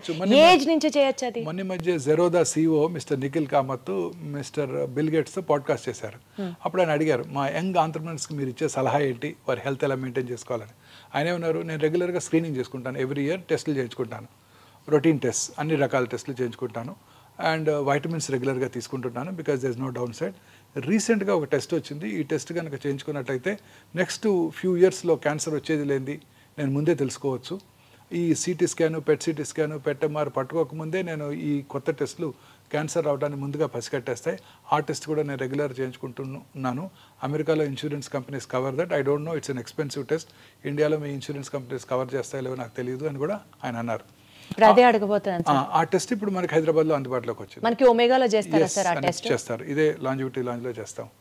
అదేంటంటే సింపుల్ బక్కల్ స్మియర్ తీసుకొని ఆ ఎగ్జోమ్ స్టడీ అంటారు. ఇందాక మనం డిస్కస్ చేసాము, ఒక 400 to 500 ఆంకోజీన్స్ ఉన్నాయి. ఈ ఆంకోజీన్స్లో వచ్చే మ్యూటేషన్ వల్లే క్యాన్సర్ వస్తుంది. ఈ మ్యూటేషన్స్ని ట్రిగర్ చేసేది ఎగ్జోమ్స్. ఓకే, ఎగ్జోమ్స్. ఆ ఎగ్జోమ్స్ని మనం అనలైజ్ చేసి క్యాన్సర్ రావటాన్ని ముందుగా పసిగట్టేయచ్చు. ఓకే. సో అంటే ఫర్ ఎగ్జాంపుల్ ఈ పర్టికులర్ ఇండివిజువల్కి కోలన్ క్యాన్సర్ వస్తుంది అని కనుక మనం ప్రెడిక్ట్ చేసినట్టయితే ఆ పర్టికులర్ ఇండివిజువల్కి డైటరీ హెల్ప్, అంటే బాగా గ్రీన్స్ వెజిటబుల్స్ ఎక్కువగా తీసుకుంటూ, ప్రాసెస్ మీట్ తక్కువగా తీసుకుంటూ, ఆల్కహాల్ తీసుకున్నట్టయితే అవి మానిపించేసి, ఎందుకంటే alcohol increases the risk of colon cancer. తర్వాత కిమో ప్రొఫైలాక్సిస్ ఉంది. ఆస్పిరిన్, మనం బ్లడ్ థిన్నర్స్ వాడుతుంటాం, మీరు వినే ఉంటారు, ఆస్పిరిన్, లో డోస్ ఆస్పిరిన్. ఆ లో డోస్ ఆస్పిరిన్ తీసుకునే వాళ్ళలో కోలన్ క్యాన్సర్ వచ్చే అవకాశాలు తక్కువగా ఉంటాయి. సో ఆయనకి ఆస్పిరిన్ ఇవ్వటం, నెలకు ఒకసారి ఫీకల్ అక్కల్ బ్లడ్ టెస్ట్ చేయించుకోవటం, అవసరమైతే బ్లడ్ ఉన్నట్టయితే సిగ్మాడోస్కోపీ, కొలనోస్కోపీ చేసి ఏమైనా పాలిప్స్ ఉన్నట్టయితే ఆ పాలిప్స్ రావడంతోనే వాటిని తీసివేయడం ద్వారా క్యాన్సర్ రావటాన్ని నివారించవచ్చు. నివారించవచ్చా సార్? ఆర్ లేట్ చేయొచ్చా? నివారించవచ్చు. అద్భుతం, అద్భుతం అసలు. లేదా చిన్నగా క్యాన్సర్ ప్రీ క్యాన్సరస్ ఫేజ్లో ఉండగానే దాన్ని పట్టుకొని దాన్ని సర్జరీ కనుక చేసేస్తే మనం క్యాన్సర్ రాకుండా నివారించిన వాళ్ళం అవుతాం. అద్భుతం సార్. అలా ఉదాహరణకు ఒక స్త్రీకి బ్రెస్ట్ క్యాన్సర్ వస్తుందని ప్రెడిక్ట్ చేసామనుకోండి, రెగ్యులర్గా చెక్ చేసుకుంటూ ఉంటారు. వారు ఎలా పరీక్ష చేసుకోవాలో వారికి నేర్పిస్తాం. స్త్రీకి వారు పరీక్ష చేసుకున్నట్టయితే వారి యొక్క బ్రెస్ట్ మీద వారికి అవగాహన పెరిగి ఆ బ్రెస్ట్లో వచ్చే చిన్న చిన్న మార్పులను కూడా గ్రహించి డాక్టర్ నోటీస్కి తీసుకురావడం జరుగుతుంది. రెగ్యులర్గా అల్ట్రాసౌండ్ చేసుకోవటం, అవసరమైతే సంవత్సరానికి మ్యామోగ్రఫీ చేసుకోవటం, ఇంకా మధ్యలో డౌట్ ఉన్నట్టయితే MRI పరీక్ష చేసుకోవటం, ఇంకా అవసరమైతే PET MR చేసుకోవటం ద్వారా క్యాన్సర్ ప్రీ క్యాన్సరస్ ఫేజ్లో ఉండగానే, లేకపోతే క్యాన్సర్ చిన్నగా సబ్ సెంటీమీటర్, 1 సెంటీమీటర్గా తక్కువగా ఉండగానే దాన్ని పట్టుకొని సర్జరీ చేసి తీసేస్తే క్యూర్ చేసేయగలుగుతాం. Excellent sir. సార్ ఏమంటారు సార్, ఆ టెస్ట్ని ముందుగానే క్యాన్సర్ ఉందా లేదా, రావచ్చా లేదా? సింపుల్ ప్రెడిక్టివ్ క్యాన్సర్ స్క్రీనింగ్ అండి, ప్రెడిక్టివ్ టెస్ట్ అన్నమాట. ముందుగానే సింపుల్ బక్కల్ స్మియర్ తీసుకుంటాం. సార్ చాలా ఎక్స్పెన్సివ్ సార్ ఆ test? It cost about 1 lakh అండి. మరి అది నార్మల్ కామన్ పర్సన్కి కూడా అందుబాటులో ఉండాలంటే ఎట్లా సార్? టైం పడుతుంది. ఏ టెస్ట్ అయినా మీకు తెలుసు కదా, ఇనిషియల్గా దానికి ఉంటుంది, తర్వాత దాన్ని స్లోగా నెంబర్ ఆఫ్ కంపెనీస్ డెవలప్ చేసిన కొలది కాస్ట్ తగ్గిపోతుంది. సో ప్రస్తుతం ఇవాళ రోజున చేయించుకోవాలి 86,000 to 1 lakh ఉందండి. ముందుగానే ప్రెడిక్ట్ చేయవచ్చు. ముందుగానే ప్రెడిక్ట్ చేయవచ్చు. ఇప్పుడు cancer treatment has become prohibitively expensive అండి. ఈ monoclonal antibodies, targeted therapies, I have to talk about that also sir. చాలా ఎక్స్పెన్సివ్ అండి, ఇవన్నీ ఇంపోర్టెడ్ మాలిక్యూల్స్ కదండి. సార్ ఇందాక మీరు ఒక మాట అన్నారు, బ్రెస్ట్ క్యాన్సర్కి సంబంధించి స్క్రీనింగ్ ప్రొసీజర్స్ అని. యూజువలీ సార్, అంటే నేను ఆన్ బ్రాడర్ పర్స్పెక్టివ్ అడుగుతున్నాను మిమ్మల్ని, ఇప్పుడు లేడీస్ వచ్చి మ్యామోగ్రామ్ చేయించుకోవాలి అన్నా, బ్రెస్ట్ క్యాన్సర్కి సంబంధించిన స్క్రీనింగ్ టెక్నిక్స్ చేయించుకోవాలి అని అన్నా, టెక్నీషియన్ దగ్గర నుంచి రేడియేషన్ రిపోర్ట్ చేసినటువంటి డాక్టర్ దాకా మేల్ ఉండొచ్చు, లేకపోతే వాళ్ళకి కొంచెం ఆ ఎంబరాస్మెంట్ ఉండొచ్చు స్క్రీన్ చేయించుకోవడానికి. ఇలాంటివన్నీ అవాయిడ్ చేయడానికి do we have any other means of? అన్ని హాస్పిటల్స్లో కూడా మ్యామోగ్రఫీ చేసేవాళ్ళు లేడీ టెక్నీషియన్సే ఉంటారు 100%. మెయిల్ టెక్నీషియన్ ఉండే అవకాశమే లేదండి, ఫీమేల్ టెక్నీషియన్సే ఉంటారు. తర్వాత అల్ట్రాసౌండ్ రూమ్లో కూడా అన్ని హాస్పిటల్స్, నో ఎక్సెప్షన్స్, అన్ని హాస్పిటల్లో కూడా విమెన్ టెక్నీషియన్సే ఉంటారు. అద్భుతం. అంటే సార్ చాలా చోట్ల, చాలా మేజర్ హాస్పిటల్స్లో లేడీ డాక్టర్సే ఉంటున్నారు కూడా. ఇప్పుడు మా దగ్గర మెగా బ్రెస్ట్ క్లినిక్లో 100% లేడీ సర్జన్ ఉంటారు, లేడీ రేడియాలజిస్ట్ ఉంటారు, లేడీ టెక్నీషియన్స్ ఉంటారు, లేడీ అల్ట్రాసౌండ్ దగ్గర కూడా నర్సెసే అసిస్టెంట్గా ఉంటారు 100%. సో ఎస్పెషల్లీ ఆడవాళ్ళకి సంబంధించి ఈ బ్రెస్ట్ క్యాన్సర్, సర్వికల్ క్యాన్సర్కి సంబంధించి కూడా ఎక్కడన్నా టెస్ట్ చేయించుకోవాలి, స్క్రీనింగ్ చేయించుకోవాలి అంటే ఫస్ట్ అక్కడ డాక్టర్స్ ఎవరు ఉంటారు, అయ్యో వాళ్ళకి ఇప్పుడు చూపించాలా అన్న ఒక చిన్న ఇన్హిబిషన్తో ఆగిపోతూ ఉంటారు. అన్ని హాస్పిటల్లో లేడీ డాక్టర్సే ఉంటారండి. అన్ని మేజర్ హాస్పిటల్స్లో కూడా. సార్ ఈ మధ్య కాలంలో రీసెంట్ ఇన్సిడెంట్స్ బ్రెస్ట్ క్యాన్సర్ ఎట్లయితే రేట్ పెరిగిపోయింది అని వింటున్నామో, బాగా పెరిగిపోయింది అని, ఈవెన్ సర్వికల్ క్యాన్సర్ కూడా ఆడవాళ్ళలో ఎక్కువగా వింటున్నాం సార్. అవునండి, సర్వికల్ క్యాన్సర్ ఇన్సిడెన్స్ తగ్గుతుందండి ఇప్పుడు బికాస్ ఆఫ్ ది వ్యాక్సిన్. అంటే not only because of the vaccine, hygiene ప్రజల్లో అవగాహన పెరగటం వల్ల. See what is the most important cause for cervical cancer? Human papillomatous virus infection. ఈ వైరస్ ఇన్ఫెక్షన్ తేమ కలిగిన వాతావరణంలో, హ్యూమిడ్ ఎన్విరాన్మెంట్, కోస్టల్ ఏరియాస్లో ఎక్కువగా వ్యాప్తి చెంది అక్కడ వాళ్ళకి socially and economically backward sections of the సొసైటీలో హైజీన్ మీద అవగాహన లేదు. డ్యూరింగ్ ఎస్పెషలీ పీరియడ్స్ టైంలో వారికి ఎలా హైజీనిక్గా ఉండాలి అన్న దాని మీద అవగాహన లేకపోవడంతో ఆ వైరస్ ఎక్కువగా వ్యాప్తి చెందుతోంది. అలాగే వారి సెక్షువల్ పార్ట్నర్స్ కూడా హైజీన్ మీద అవగాహన లేదు. చాలామందిలో మల్టిపుల్ సెక్షువల్ పార్ట్నర్స్ కూడా ఉండొచ్చు. వాళ్ళలో ఈ క్యాన్సర్ ఇన్సిడెన్స్ ఎక్కువ. ఇప్పుడు ఇవన్నీ కూడా బాగా తగ్గిపోయాయి. హైజీన్ మీద అందరికీ అవగాహన ఏర్పడింది. స్కూళ్ళలోనే పీరియడ్స్ టైంలో ఎటువంటి హైజీనిక్గా ఎలా ఉండాలో నేర్పుతున్నారు. శానిటరీ నాప్కిన్స్ అందుబాటులోకి వస్తున్నాయి అందరికీ కూడా. సో ఈ క్యాన్సర్ ఇన్సిడెన్స్ బాగా తగ్గిపోయింది. సర్వికల్ క్యాన్సర్ కి సంబంధించిన వ్యాక్సిన్ 4 years నుంచి ఇవ్వచ్చు అంట కదా సార్ పిల్లలకి? 10 years నుంచి ఇవ్వాలి. ఇప్పుడు మొన్న ఈ మధ్య లాస్ట్ ఇయర్ బడ్జెట్లోనే మిసెస్ నిర్మలా సీతారామన్ అనౌన్స్ చేశారు, మొత్తం భారతదేశంలోని అందరి పిల్లలకి కూడా ఇక నుంచి ఫ్రీగా ఈ సంవత్సరం నుంచి వ్యాక్సిన్ అందజేయడం జరుగుతుంది. యూనివర్సల్ ఇమ్యునైజేషన్ ప్రోగ్రాంలో మిగతా వ్యాక్సిన్స్తో పాటు దీన్ని కూడా ఇంక్లూడ్ చేశారు. ఈ వ్యాక్సిన్ ఇప్పుడు ఇండియాలో మ్యానుఫ్యాక్చర్ చేస్తున్నారు, అందువల్ల కాస్ట్ తగ్గిపోయింది. And government of India proposes to deliver this vaccine to all children. This is only for cervical cancer అండి. ఈ వ్యాక్సిన్ కనుక తీసుకుంటే ప్రైమరీగా ఈ క్యాన్సర్ రాకుండా చేసుకోవచ్చు అండి. సార్ అసలు ఏదన్నా ఒక వ్యాక్సిన్ ఉండి అది ఏ క్యాన్సర్ రాకుండా ఉంటే బాగుండు. అలాంటి ఏదన్నా ఇన్వెన్షన్ దొరికితే బాగుండు sir. I know, but we don't know the cause for cancer yet. ప్రపంచంలో అన్నిటికన్నా ఈ ఒక్క డిసీజ్ మీద ఎక్కువ రీసెర్చ్ జరుగుతుంది. ఈవెన్ కరోనా ఉన్నప్పుడు కూడా కరోనా మీద కూడా అంత రీసెర్చ్ జరగలేదు, ఓన్లీ క్యాన్సర్ మీదే రీసెర్చ్ జరుగుతూ ఉండేది. ఇప్పటికి కూడా we can't achieve breakthrough, but breakthrough వచ్చేస్తుందండి. క్యాన్సర్ ఖచ్చితంగా మనం క్యూర్ కనుక్కుంటాం. క్యాన్సర్ని ప్రివెంట్ చేయలేమేమో కానీ క్యాన్సర్ని ఖచ్చితంగా కనుక్కుంటాం. ఇప్పుడు మనం చెప్పిన ఈ ప్రెడిక్టివ్ టెస్ట్ వల్ల క్యాన్సర్ రావటాన్ని కూడా తగ్గించవచ్చు. అది మాత్రం అద్భుతం. కాకపోతే అది అందరికీ అందుబాటులోకి రావాలి, వచ్చేస్తుంది. ఆ తర్వాత అందుబాటులోకి వస్తుంది. తర్వాత క్యాన్సర్ కూడా ట్రీట్మెంట్ కూడా వచ్చేస్తుందండి. నెక్స్ట్ 10 to 15 yearsలో definitely will have a breakthrough. అనేక రకాల క్యాన్సర్స్కి ఇప్పుడే ఇమ్యూనోథెరపీ డ్రగ్స్ అందుబాటులోకి వచ్చాయి. లేట్ స్టేజ్ క్యాన్సర్స్లో కూడా చాలామంది ఎక్కువ కాలం బ్రతికేస్తున్నారు. కాకపోతే మీరు అన్నట్టు ఆ మోనోక్లోనల్ యాంటీబాడీస్, ఆ ఇమ్యూనోథెరపీస్ అవన్నీ కూడా ప్రొహిబిటివ్లీ ఎక్స్పెన్సివ్. ఇండియాలో తయారవునప్పుడు అవి చాలా ఎక్స్పెన్సివ్గా ఉంటాయి. Once we have to import చేసినప్పుడు చాలా ఎక్స్పెన్సివ్గా ఉంటాయి. ఇప్పుడు అవి పేటెంట్ లాస్ ఎక్స్పైర్ అయినాక ఇండియాలో తయారు చేసినప్పుడు ఇవన్నీ కూడా చాలా తక్కువ కాస్ట్లో మన ప్రజలకు అందుబాటులోకి వస్తాయి. సార్ ఇప్పుడు మీరు ఇంతమంది పేషెంట్స్ని చూస్తున్నారు కదా, ఎక్స్పెన్సివ్ ట్రీట్మెంట్ అని మీరే చెప్తున్నారు కదా సార్. సో ఒక ఫ్యామిలీలో ఒక వ్యక్తికి క్యాన్సర్ వచ్చింది అని తెలిసిన వెంటనే ఫైనాన్షియల్గా వాళ్ళు ఎలా రెడీ అవుతారు సార్? ఆ టిప్స్ చెప్పండి. ప్రిపేర్డ్గా ఎలా, how do they face cancer? Rich patient కూడా పువర్ ఫ్యామిలీ అయిపోతారండి. ఒక్క మెంబర్ క్యాన్సర్ వచ్చిందంటే ఖచ్చితంగా వచ్చిన రోజు సూపర్ డీలక్స్ రూమ్లో ఉంటారు, చివర్లో ట్రీట్మెంట్ తీసుకున్నప్పుడు జనరల్ వార్డులో అడ్మిట్ అవుతారు. So this is the heart fact of cancer treatment. చాలా ఎక్స్పెన్సివ్ ట్రీట్మెంట్స్ అండి. Patients want best of the treatments. ఇప్పుడు మ్యామోగ్రఫీ మెషిన్ ఉంది. కన్వెన్షనల్ మ్యామోగ్రఫీ మెషిన్ కాస్ట్ 15 లక్షలు అయితే digital mammography 3D digital mammography machine cost 2 కోట్లు అండి. దాని యాన్యువల్ మెయింటెనెన్స్ కాంట్రాక్ట్ మళ్ళీ 40 లక్షలు ఉంటుందండి. రేడియోథెరపీ మెషిన్స్ ఉన్నాయనుకోండి, ఈ సైబర్ నైఫ్ మెషిన్ కానివ్వండి, ఏఐ పవర్డ్ రేడియోథెరపీ టెక్నాలజీ కానివ్వండి, $4 million, $5 million. వాటి యాన్యువల్ మెయింటెనెన్స్ కాంట్రాక్ట్ మళ్ళీ $700,000 ఉంటుందండి. ఒక పేద వ్యక్తికి క్యాన్సర్ వస్తే వెయిట్ చేయాల్సిందేనా సార్? ఇండియాలో మళ్ళీ డెవలప్ అయ్యి దాని గురించి ఎక్కువ మెడిసిన్స్ వచ్చేవరకు వాళ్ళంతా ఎక్స్పెన్సెస్ ఎలాగోలా తెచ్చి కష్టపడి ట్రీట్మెంట్ తీసుకుంటూ ఉంటారు ప్రాణం మీద తీపితో. అన్ని రకాల మెడిసిన్స్ కూడా ఎక్స్పెన్సివేనండి. ప్రతిదీ ఎక్స్పెన్సివే. రోబోటిక్ సర్జరీ చేయాలంటే డిస్పోజబుల్ ఇన్స్ట్రుమెంట్స్, డిస్పోజబుల్ ఎక్విప్మెంట్ అన్నీ కాస్ట్ పెరిగిపోతున్నాయండి. అన్ని రకాల మెడిసిన్స్ పేటెంట్ లాస్ వల్ల అన్ని చాలా ఎక్స్పెన్సివ్గా ఉంటున్నాయి. అన్ని రకాల ఇమ్యూనోథెరపీస్, టార్గెటెడ్ థెరపీస్ అన్నీ ఇంపోర్ట్ చేసుకునేవే. అలాగే PET CT scan, conventional PET CT స్కాన్లో రేడియేషన్ ఎక్స్పోజర్ ఎక్కువగా ఉంటుంది. Digital PET scan machine, conventional PET CT scan machine 5 to 6 crores అయినట్టయితే digital PET scan machine 14 to 18 crores అవుతుంది. On top of it annual maintenance contract సంవత్సరానికి అది పెరిగిపోతుంటుంది. And ఎన్నాళ్ళు వాడగలం each machine? Not more than 10 years. 10 yearsలో మళ్ళీ replace చేసేయాలి. ఇంత కాస్ట్లీ ట్రీట్మెంట్ ఇప్పించినా సరే, సర్జరీ చేసినా సరే, తిరిగి మళ్ళీ క్యాన్సర్ రెమిషన్ నుంచి ఉంటుందా లేదా, తిరిగి వస్తుందా లేదా, తిరిగి రాదా అని చెప్పడానికి కూడా గ్యారంటీ లేదు. ఇందాక చెప్పాను కదండి, the unpredictable biological behaviour of the tumour makes the most predictable treatment unpredictable. అంటే సార్ అసలు క్యాన్సర్ మనిషికి రానేకూడదు. మనం అనుకునే కోరిక అదొక్కటే. చాలా ఎక్స్పెన్సివ్ అండి, ట్రీట్మెంట్ ఈజ్ వెరీ ఎక్స్పెన్సివ్. ప్రజలు తిట్టుకుంటూ ఉంటారు డాక్టర్స్ని, బట్ వాళ్ళే బెస్ట్ ట్రీట్మెంట్ కావాలనుకుంటూ ఉంటారు, వాళ్ళే అడుగుతారు. అంటున్నారు కదా సార్, ఏదో కీమోథెరపీలో గేమ్ చేంజర్స్ వచ్చేసాయి, ఇమ్యూనో టార్గెటెడ్ థెరపీస్ అంటే అసలు game changers, but it are very expensive. Very expensive, they are beyond the reach of a rich man. And ఎన్నాళ్ళు వాడాలి? వాడుతూనే ఉండాలి. అదేమి ఒక 6 కోర్సులు వాడి ఆపేస్తే ఇంకా వాడు బతికేస్తారు అనుకుంటే వాడేస్తారు. ₹1 కోటి ఖర్చు పెట్టండి మీకు క్యూర్ అవుతుంది అనుకుంటే రెడీగా ఉంటారు చాలామంది. ఏమి గ్యారంటీ లేదే. మరి ఎట్లా సార్, ఒక పేదవాడికి క్యాన్సర్ వస్తే దిక్కేంటి సార్? అంటే ఇప్పుడు గవర్నమెంట్ అనేక రకాలుగా ఈ ఆయుష్మాన్ భారత్, ఆరోగ్యశ్రీ ద్వారా చాలామంది క్యాన్సర్ పేషెంట్స్కి అతి తక్కువ ఖర్చులో ఫ్రీగా కూడా ట్రీట్మెంట్ చేయగలుగుతున్నాం. అదొక్కటే మనకి గ్రేటెస్ట్ అసెట్. సార్ నాకు ఒకటి అనిపిస్తుంది, చెప్పండి sir if I'm wrong or right.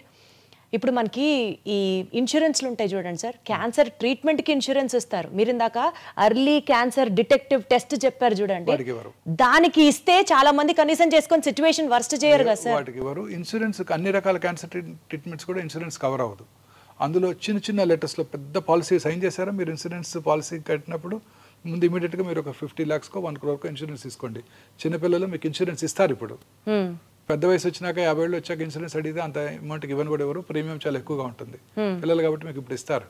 అందులో చిన్న లెటర్స్, స్మాల్ లెటర్స్లో చాలా ఉంటాయి. అవన్నీ చదవకుండా మనం చివరిలో సంతకం పెట్టేస్తాం. అందులో చాలా ఉంటాయి. ఈ కీమోథెరపీకి ఇన్ని లక్షలు ఇస్తాము, టార్గెటెడ్ థెరపీ కవర్ చేయము, ఇమ్యూనోథెరపీ కవర్ చేయమని కూడా రాసి ఉంటున్నాయి చాలా రకాల ఇన్సూరెన్స్ బ్రోషర్స్లో. తెలియక సైన్ చేసి తీసుకుంటూ ఉంటారు. సో చాలామందికి ఇన్సూరెన్స్ ఉన్నా కూడా కవర్ అవ్వట్లేదు. సార్ భయం వేస్తాను సార్ ఒక్కసారి చెప్పాలంటే. క్యాన్సర్కి ఇంతే కవర్ చేస్తాం, కీమోథెరపీకి ఇంత, మీ లిమిట్ అయిపోయింది, సబ్ లిమిట్ ఇంతే. మీరు నాకు అన్నట్లు అసలు క్యాన్సరే రాకూడదు సార్. అంతే, ఏ ఎలిమెంట్ రాకూడదు. ఏ ఎలిమెంట్ రాకూడదు అంటే మనం ప్రశాంతంగా బ్రతకాలి సార్. ప్రశాంతత, ఆ పాయింట్ దగ్గరికి వస్తున్నాను సార్. సంతోషంగా బ్రతకాలి, సంతోషంగా కాదు హ్యాపీగా బ్రతకాలి. ఏది ఏమైనా చెక్కు చెదరకూడదు సార్. సంతోషం అన్న వెంటనే దాని ఆపోజిట్ గుర్తొస్తుంది. స్ట్రెస్ లేని లైఫ్ ఇవాళ లేదు కదా సార్. స్ట్రెస్కి, క్యాన్సర్కి, క్యాన్సర్ తిరిగి రావడానికి 20 to 30% కారణం స్ట్రెస్సే అని అంటున్నారు, నిజమేనా? అంతకన్నా ఎక్కువేనండి నా ఉద్దేశం, నా ఎక్స్పీరియన్స్లో. చాలా మంది ఇగ్నరెంట్ పేషెంట్స్ ఉంటారు.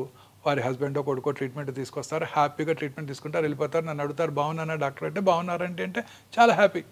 సాయంకాలం ఇన్వెస్టిగేషన్ చేసి మీరు చాలా బాగున్నారంటే నన్ను మొక్కో లేకపోతే నాకు దండం పెట్టో వెళ్ళిపోతారు. చాలా హ్యాపీగా ఉంటారు. వాళ్ళకి ఏం తెలియదు, వాళ్ళకి అసలు ఎప్పుడు తిరిగి రాదు. చాలామంది భయపడుతుంటారు, చదివేస్తుంటారు. తిరిగి వస్తుంట కదా డాక్టర్ గారు, నాది ERPR నెగటివ్ క్యాన్సర్ అంట కదా, నాకు తిరిగి వస్తుందంట కదా అని భయపడుతుంటారు. వాళ్ళకి ఖచ్చితంగా తిరిగి వస్తుంది. సో ప్రశాంతంగా అన్ని రకాల జబ్బులకి కూడా సంతోషము, మానసిక ప్రశాంతత ముఖ్యం. క్యాన్సర్ ఉందని తెలిస్తే ఎలా సంతోషంగా ఉంటారు సార్? మీకైనా అదే నేను చెప్పేది అదే. అందుకే చాలా మంది పేషెంట్ మనం ప్రిపేర్ చేయాలి. ఎంత లేట్ స్టేజ్ అయినా పేషెంట్కి మీరు చెప్పక్కర్లేదు. నా ఉద్దేశం అదే. నేను చాలాసార్లు అసలు ఎవరికి చెప్పను, అన్లెస్ వాళ్ళ రిలేటివ్స్ ఇన్సిస్ట్ చేస్తే తప్ప పేషెంట్కి చెప్పను. సో ఏం పర్లేదు, తగ్గిపోతుంది అని ధైర్యం చెప్తాను. మీకు నిజం తెలుసు, నాకు తెలుసు, వాళ్ళ అటెండ్ ఫ్యామిలీ మెంబర్స్కి కూడా తెలుసు. కానీ అలాంటి వాళ్ళే they do very well. So మీరు నేను కూడా ప్రశాంతంగా ఉండాలి. మానసికంగా మనం ప్రశాంతంగా ఉంటే ఏ జబ్బులు రావు. ప్రశాంతత ఎక్కడ దొరుకుతుంది సార్? కేజీ ఎంత సార్ ప్రశాంతత? అది సంపాదించుకోగలటం మన గొప్పతనం మేడం. ఏది ఏమైనా మనం మాత్రం హ్యాపీగా ఉండాలి. ఎలాంటి ఆపద వచ్చినా మనం ప్రశాంతంగా ఉంటే దాన్ని గెలవచ్చు. సో ఉదాహరణకి చాలాసార్లు మీరు క్రికెట్ మ్యాచ్ చూస్తుంటారు, లాస్ట్ ఓవరు ఎవరు ప్రశాంతంగా ఆడితే వాళ్ళే గెలుస్తారు కదా. 20-20. మీరు ఎట్లా ఉంటారు sir despite of all so many stresses daily? మీ ప్రశాంతంగా మీరు ఏం చేస్తారు every day to be so peaceful? See, you have to be at this age. I'm 60 now. I crossed 60. నాకు ఇంకేం ఆందోళన ఉందండి. But otherwise also, sir, I've achieved whatever I wanted. I don't want anything else. I'm doing my job. I do రెగ్యులర్గా నా food మంచిగా చక్కగా తీసుకుంటాను, అన్ని రకాలుగా హ్యాపీగా ఉన్నాను, నాకు ఏ ప్రాబ్లమ్స్ లేవు. చాలాసార్లు నాకు ఇబ్బంది వచ్చేది పేషెంట్కి సర్జరీ చేశాక ఏమైనా కాంప్లికేషన్స్ వచ్చాయనుకోండి, వాళ్ళు పెట్టే బాధే నాకు బాధ, లేకపోతే ఏముండదు. అన్ని రకాలుగా చెప్తాం. కొన్ని రకాల మేజర్ సర్జరీస్ చేసినప్పుడు కాంప్లికేషన్స్ రావచ్చు. కాంప్లికేషన్ రాకుండా ఏ సర్జన్ కూడా సర్జరీ చేయలేరు. ప్రపంచంలో బెస్ట్ ఆఫ్ ద టీమ్స్కి మేయో క్లినిక్లో అయినా, రాయల్ మాస్టన్ హాస్పిటల్ అయినా కాంప్లికేషన్స్ వస్తాయి సర్జరీ తర్వాత. పేషెంట్స్ ఆ కాంప్లికేషన్ వచ్చినప్పుడు రిలేటివ్స్ మాకు చాలా ఇబ్బంది పెడుతుంటారు. అలాంటి చిన్న చిన్న ఇబ్బందులు తప్ప నాకు ఏ రకమైన ఇబ్బంది నన్ను అసలు బాధ పెట్టదు నన్ను. అంటే మీరు మెడిటేషన్ చేస్తారా sir everyday? My OP is my meditation. చెప్పాను కదా 8 o'clock ఓపీలోకి వెళ్తే 1 వరకు టైమే తెలియదు నాకు, అసలు క్లాక్ ఉండదు. 1 o'clock రాగానే తెలుస్తుంది కొంచెం కడుపులో ఆకలేస్తుంటుంది. 1:15 అట్లా 1:15 అయి ఉంటుంది టైం, చూస్తే time 1:15. But otherwise also sir stress వల్ల క్యాన్సర్ రికర్ అవుతుంది అంటారా? స్ట్రెస్ వల్ల క్యాన్సరే వస్తుంది కూడా అంటారా? స్ట్రెస్ వల్ల అన్ని రకాల ఎలిమెంట్స్ ఇంక్లూడింగ్ క్యాన్సర్ వస్తాయండి. Coronary artery disease, cerebrovascular accident, cancer కూడా అన్ని రకాల జబ్బులకి స్ట్రెస్సే కారణం. మన ఇమ్యూనిటీ తక్కువ అవుతుంది. మనం ఎప్పుడైతే హ్యాపీగా లేనప్పుడో మన ఇమ్యూనిటీ తగ్గుతుంది. ఇమ్యూనిటీ తగ్గినప్పుడు ఈ మ్యూటేషన్స్ పైచేయి సాధిస్తాయి, they take upper hand. Coronary artery disease కానివ్వండి, కరోనా ఇన్ఫెక్షన్ కానివ్వండి, సెరిబ్రోవాస్కులర్ యాక్సిడెంట్ కానివ్వండి, క్యాన్సర్ కానివ్వండి, అన్ని రకాల ఎలిమెంట్స్కి స్ట్రెస్సే కారణం. ప్రశాంతంగా ఉంటే ఏ జబ్బు రాదు, ప్రశాంతంగా ఉంటే వైరల్ ఇన్ఫెక్షన్ వచ్చినా తొందరగా తగ్గిపోతుంది. మంచి నిద్ర, సంతోషం. సార్ ఆటో ఇమ్యూన్ డిసీజెస్ ఉన్న వాళ్ళకి క్యాన్సర్ ఇన్సిడెన్స్ ఎక్కువ అంటారు, నిజమేనా ఇది? అలానే ఏం లేదండి, కొన్ని రకాల ఎలిమెంట్స్ ఉండొచ్చు, కానీ అంత స్పెసిఫిక్గా ఆటో ఇమ్యూన్ డిసీజ్ ఉన్న వాళ్ళకి క్యాన్సర్ వస్తుందని ఏం లేదు. బికాజ్ వాళ్ళలో ఆల్రెడీ రోగనిరోధక శక్తిని సప్రెస్ చేయబడుతూ ఉంటుంది కాబట్టి క్యాన్సర్ రావడానికి ఆస్కారం ఎక్కువ ఉంది అని అంటారు. ఆటో ఇమ్యూన్ డిసీజ్ అంటే మన బాడీలో ఉన్న ఇమ్యూన్ మెకానిజం మన ఓన్ ఆర్గన్స్ మీద అగెన్స్ట్గా పనిచేస్తాయి. మామూలుగా ఇప్పుడు ఉదాహరణకి ఒక ఇండివిజువల్కి కిడ్నీ ట్రాన్స్ప్లాంట్ చేసామనుకోండి, కిడ్నీ ట్రాన్స్ప్లాంట్ చేస్తే అవుతుంది, అది ఒక ఫారిన్ ఆర్గన్, ఫారిన్ బాడీ, దాన్ని మన బాడీ రిజెక్ట్ చేస్తుంది, ట్రాన్స్ప్లాంట్ ఆర్గన్ రిజెక్ట్ చేస్తుంది. ఆ ట్రాన్స్ప్లాంటెడ్ ఆర్గన్ రిజెక్షన్ చేయకుండా ఉండటానికి వాళ్ళకి ఇమ్యూనో సప్రెసివ్ థెరపీ ఇస్తారు. కిడ్నీ ట్రాన్స్ప్లాంట్ తర్వాత కానీ, హార్ట్ ట్రాన్స్ప్లాంట్ కానీ, లివర్ ట్రాన్స్ప్లాంట్ తర్వాత కానీ ఆ ఇమ్యూనో సప్రెసివ్ థెరపీ ఇచ్చినప్పుడు ఆ రిజెక్షన్ని మనం ప్రివెంట్ చేయగలుగుతాం, బట్ క్యాన్సర్స్ రావడానికి అవకాశం ఉంటుంది. Exactly sir. ఇప్పుడు ఒక పేషెంట్కి రియల్ ఇన్సిడెంట్ అనమాట. ఒక పేషెంట్కి మెలనోమా వచ్చింది. మెలనోమా వచ్చిన తర్వాత, మెలనోమా అంటే తెలుసు కదండి, స్కిన్ క్యాన్సర్. మెలనోమా వచ్చిన 20 yearsకి అంటే వచ్చి క్యూర్ అయిపోయింది ఆయనకి. 20 years తర్వాత ఈ వాజ్ బ్రెయిన్ డెడ్. 20 years అయిపోయింది కదా, నన్ను కిడ్నీ తీసుకెళ్ళి ఇంకెవరికో ట్రాన్స్ప్లాంట్ చేశారు. మరి ట్రాన్స్ప్లాంట్ చేసినప్పుడు వాళ్ళకి ఇమ్యూనోసప్రెసివ్ థెరపీ ఇస్తారు కదండి. ఇమ్యూనోసప్రెసివ్ థెరపీ ఇచ్చినప్పుడు వాళ్ళకి మెలనోమా వచ్చింది. అంటే melanoma is a skin disease. ఆ మెలనోమా క్యాన్సర్ కణాలు ఆ పేషెంట్ యొక్క కిడ్నీలో ఉన్నాయి, డార్మెంట్గా 20 years ఉన్నాయి. ఎందుకంటే ఆయన రెసిస్టెన్స్ బాగుంది కాబట్టి. 20 years తర్వాత ఇక్కడ ఇమ్యూనోసప్రెస్డ్ ఇండివిజువల్, ఎందుకంటే ఇమ్యూనోసప్రెసివ్ థెరపీ ఇచ్చారు కాబట్టి ఆ ట్రాన్స్ప్లాంట్ రెసిపియంట్కి melanoma took upper hand and he got melanoma. So again emphasizing the fact that immunity is the most important factor. If you are happy, your immune system is strong. Yes. If you are stressed, that's all. Finish. The story ends. Yes.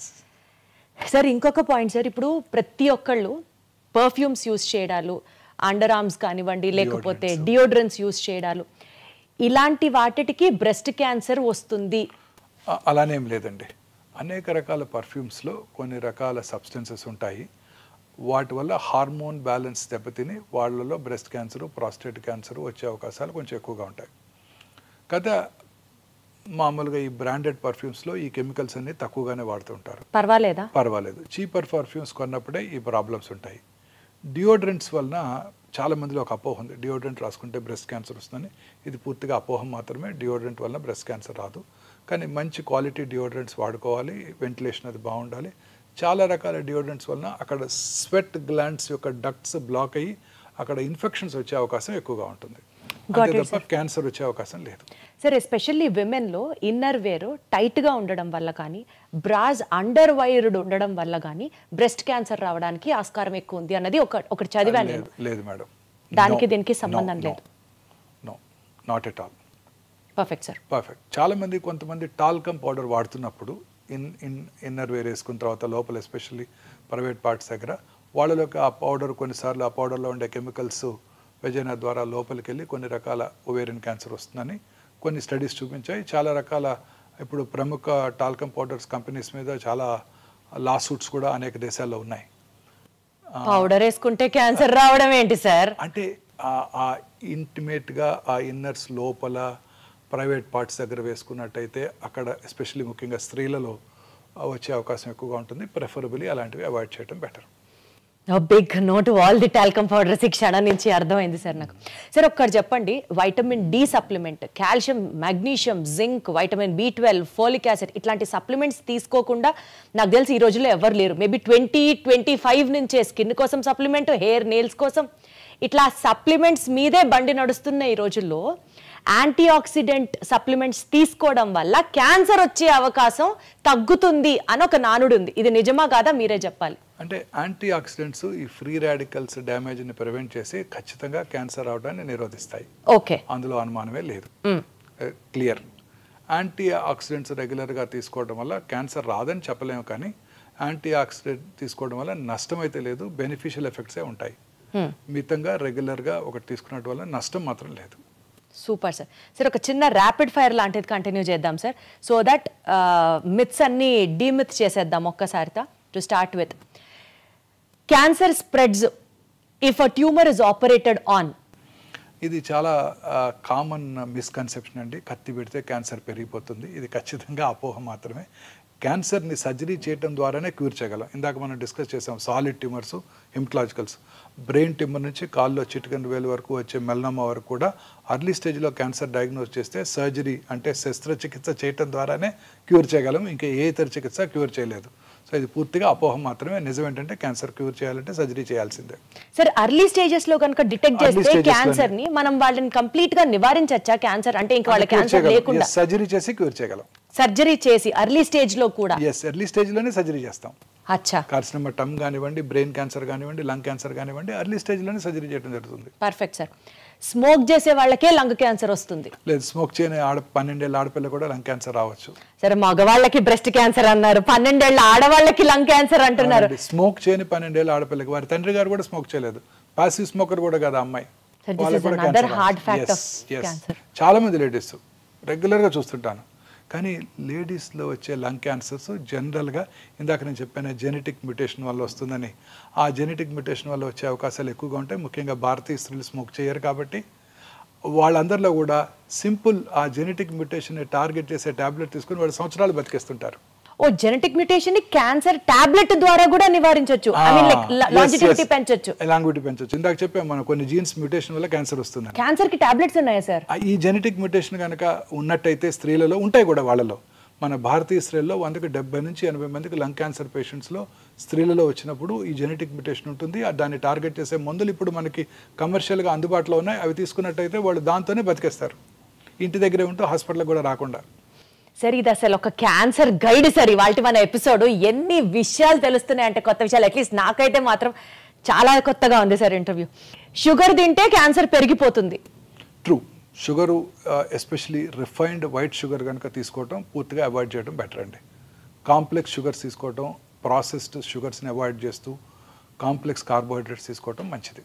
ఒకసారి cancer వస్తే తిరిగి మళ్ళీ వస్తూనే ఉంటుంది. Cancer కనుక వచ్చినట్టయితే తిరిగి వచ్చే అవకాశాలు ఎక్కువగా ఉంటాయి. అది ఆ క్యాన్సర్ యొక్క డిసీజ్ స్టేజ్ని బట్టి, క్యాన్సర్ యొక్క బిహేవియర్ని బట్టి ఆధారపడి ఉంటుంది.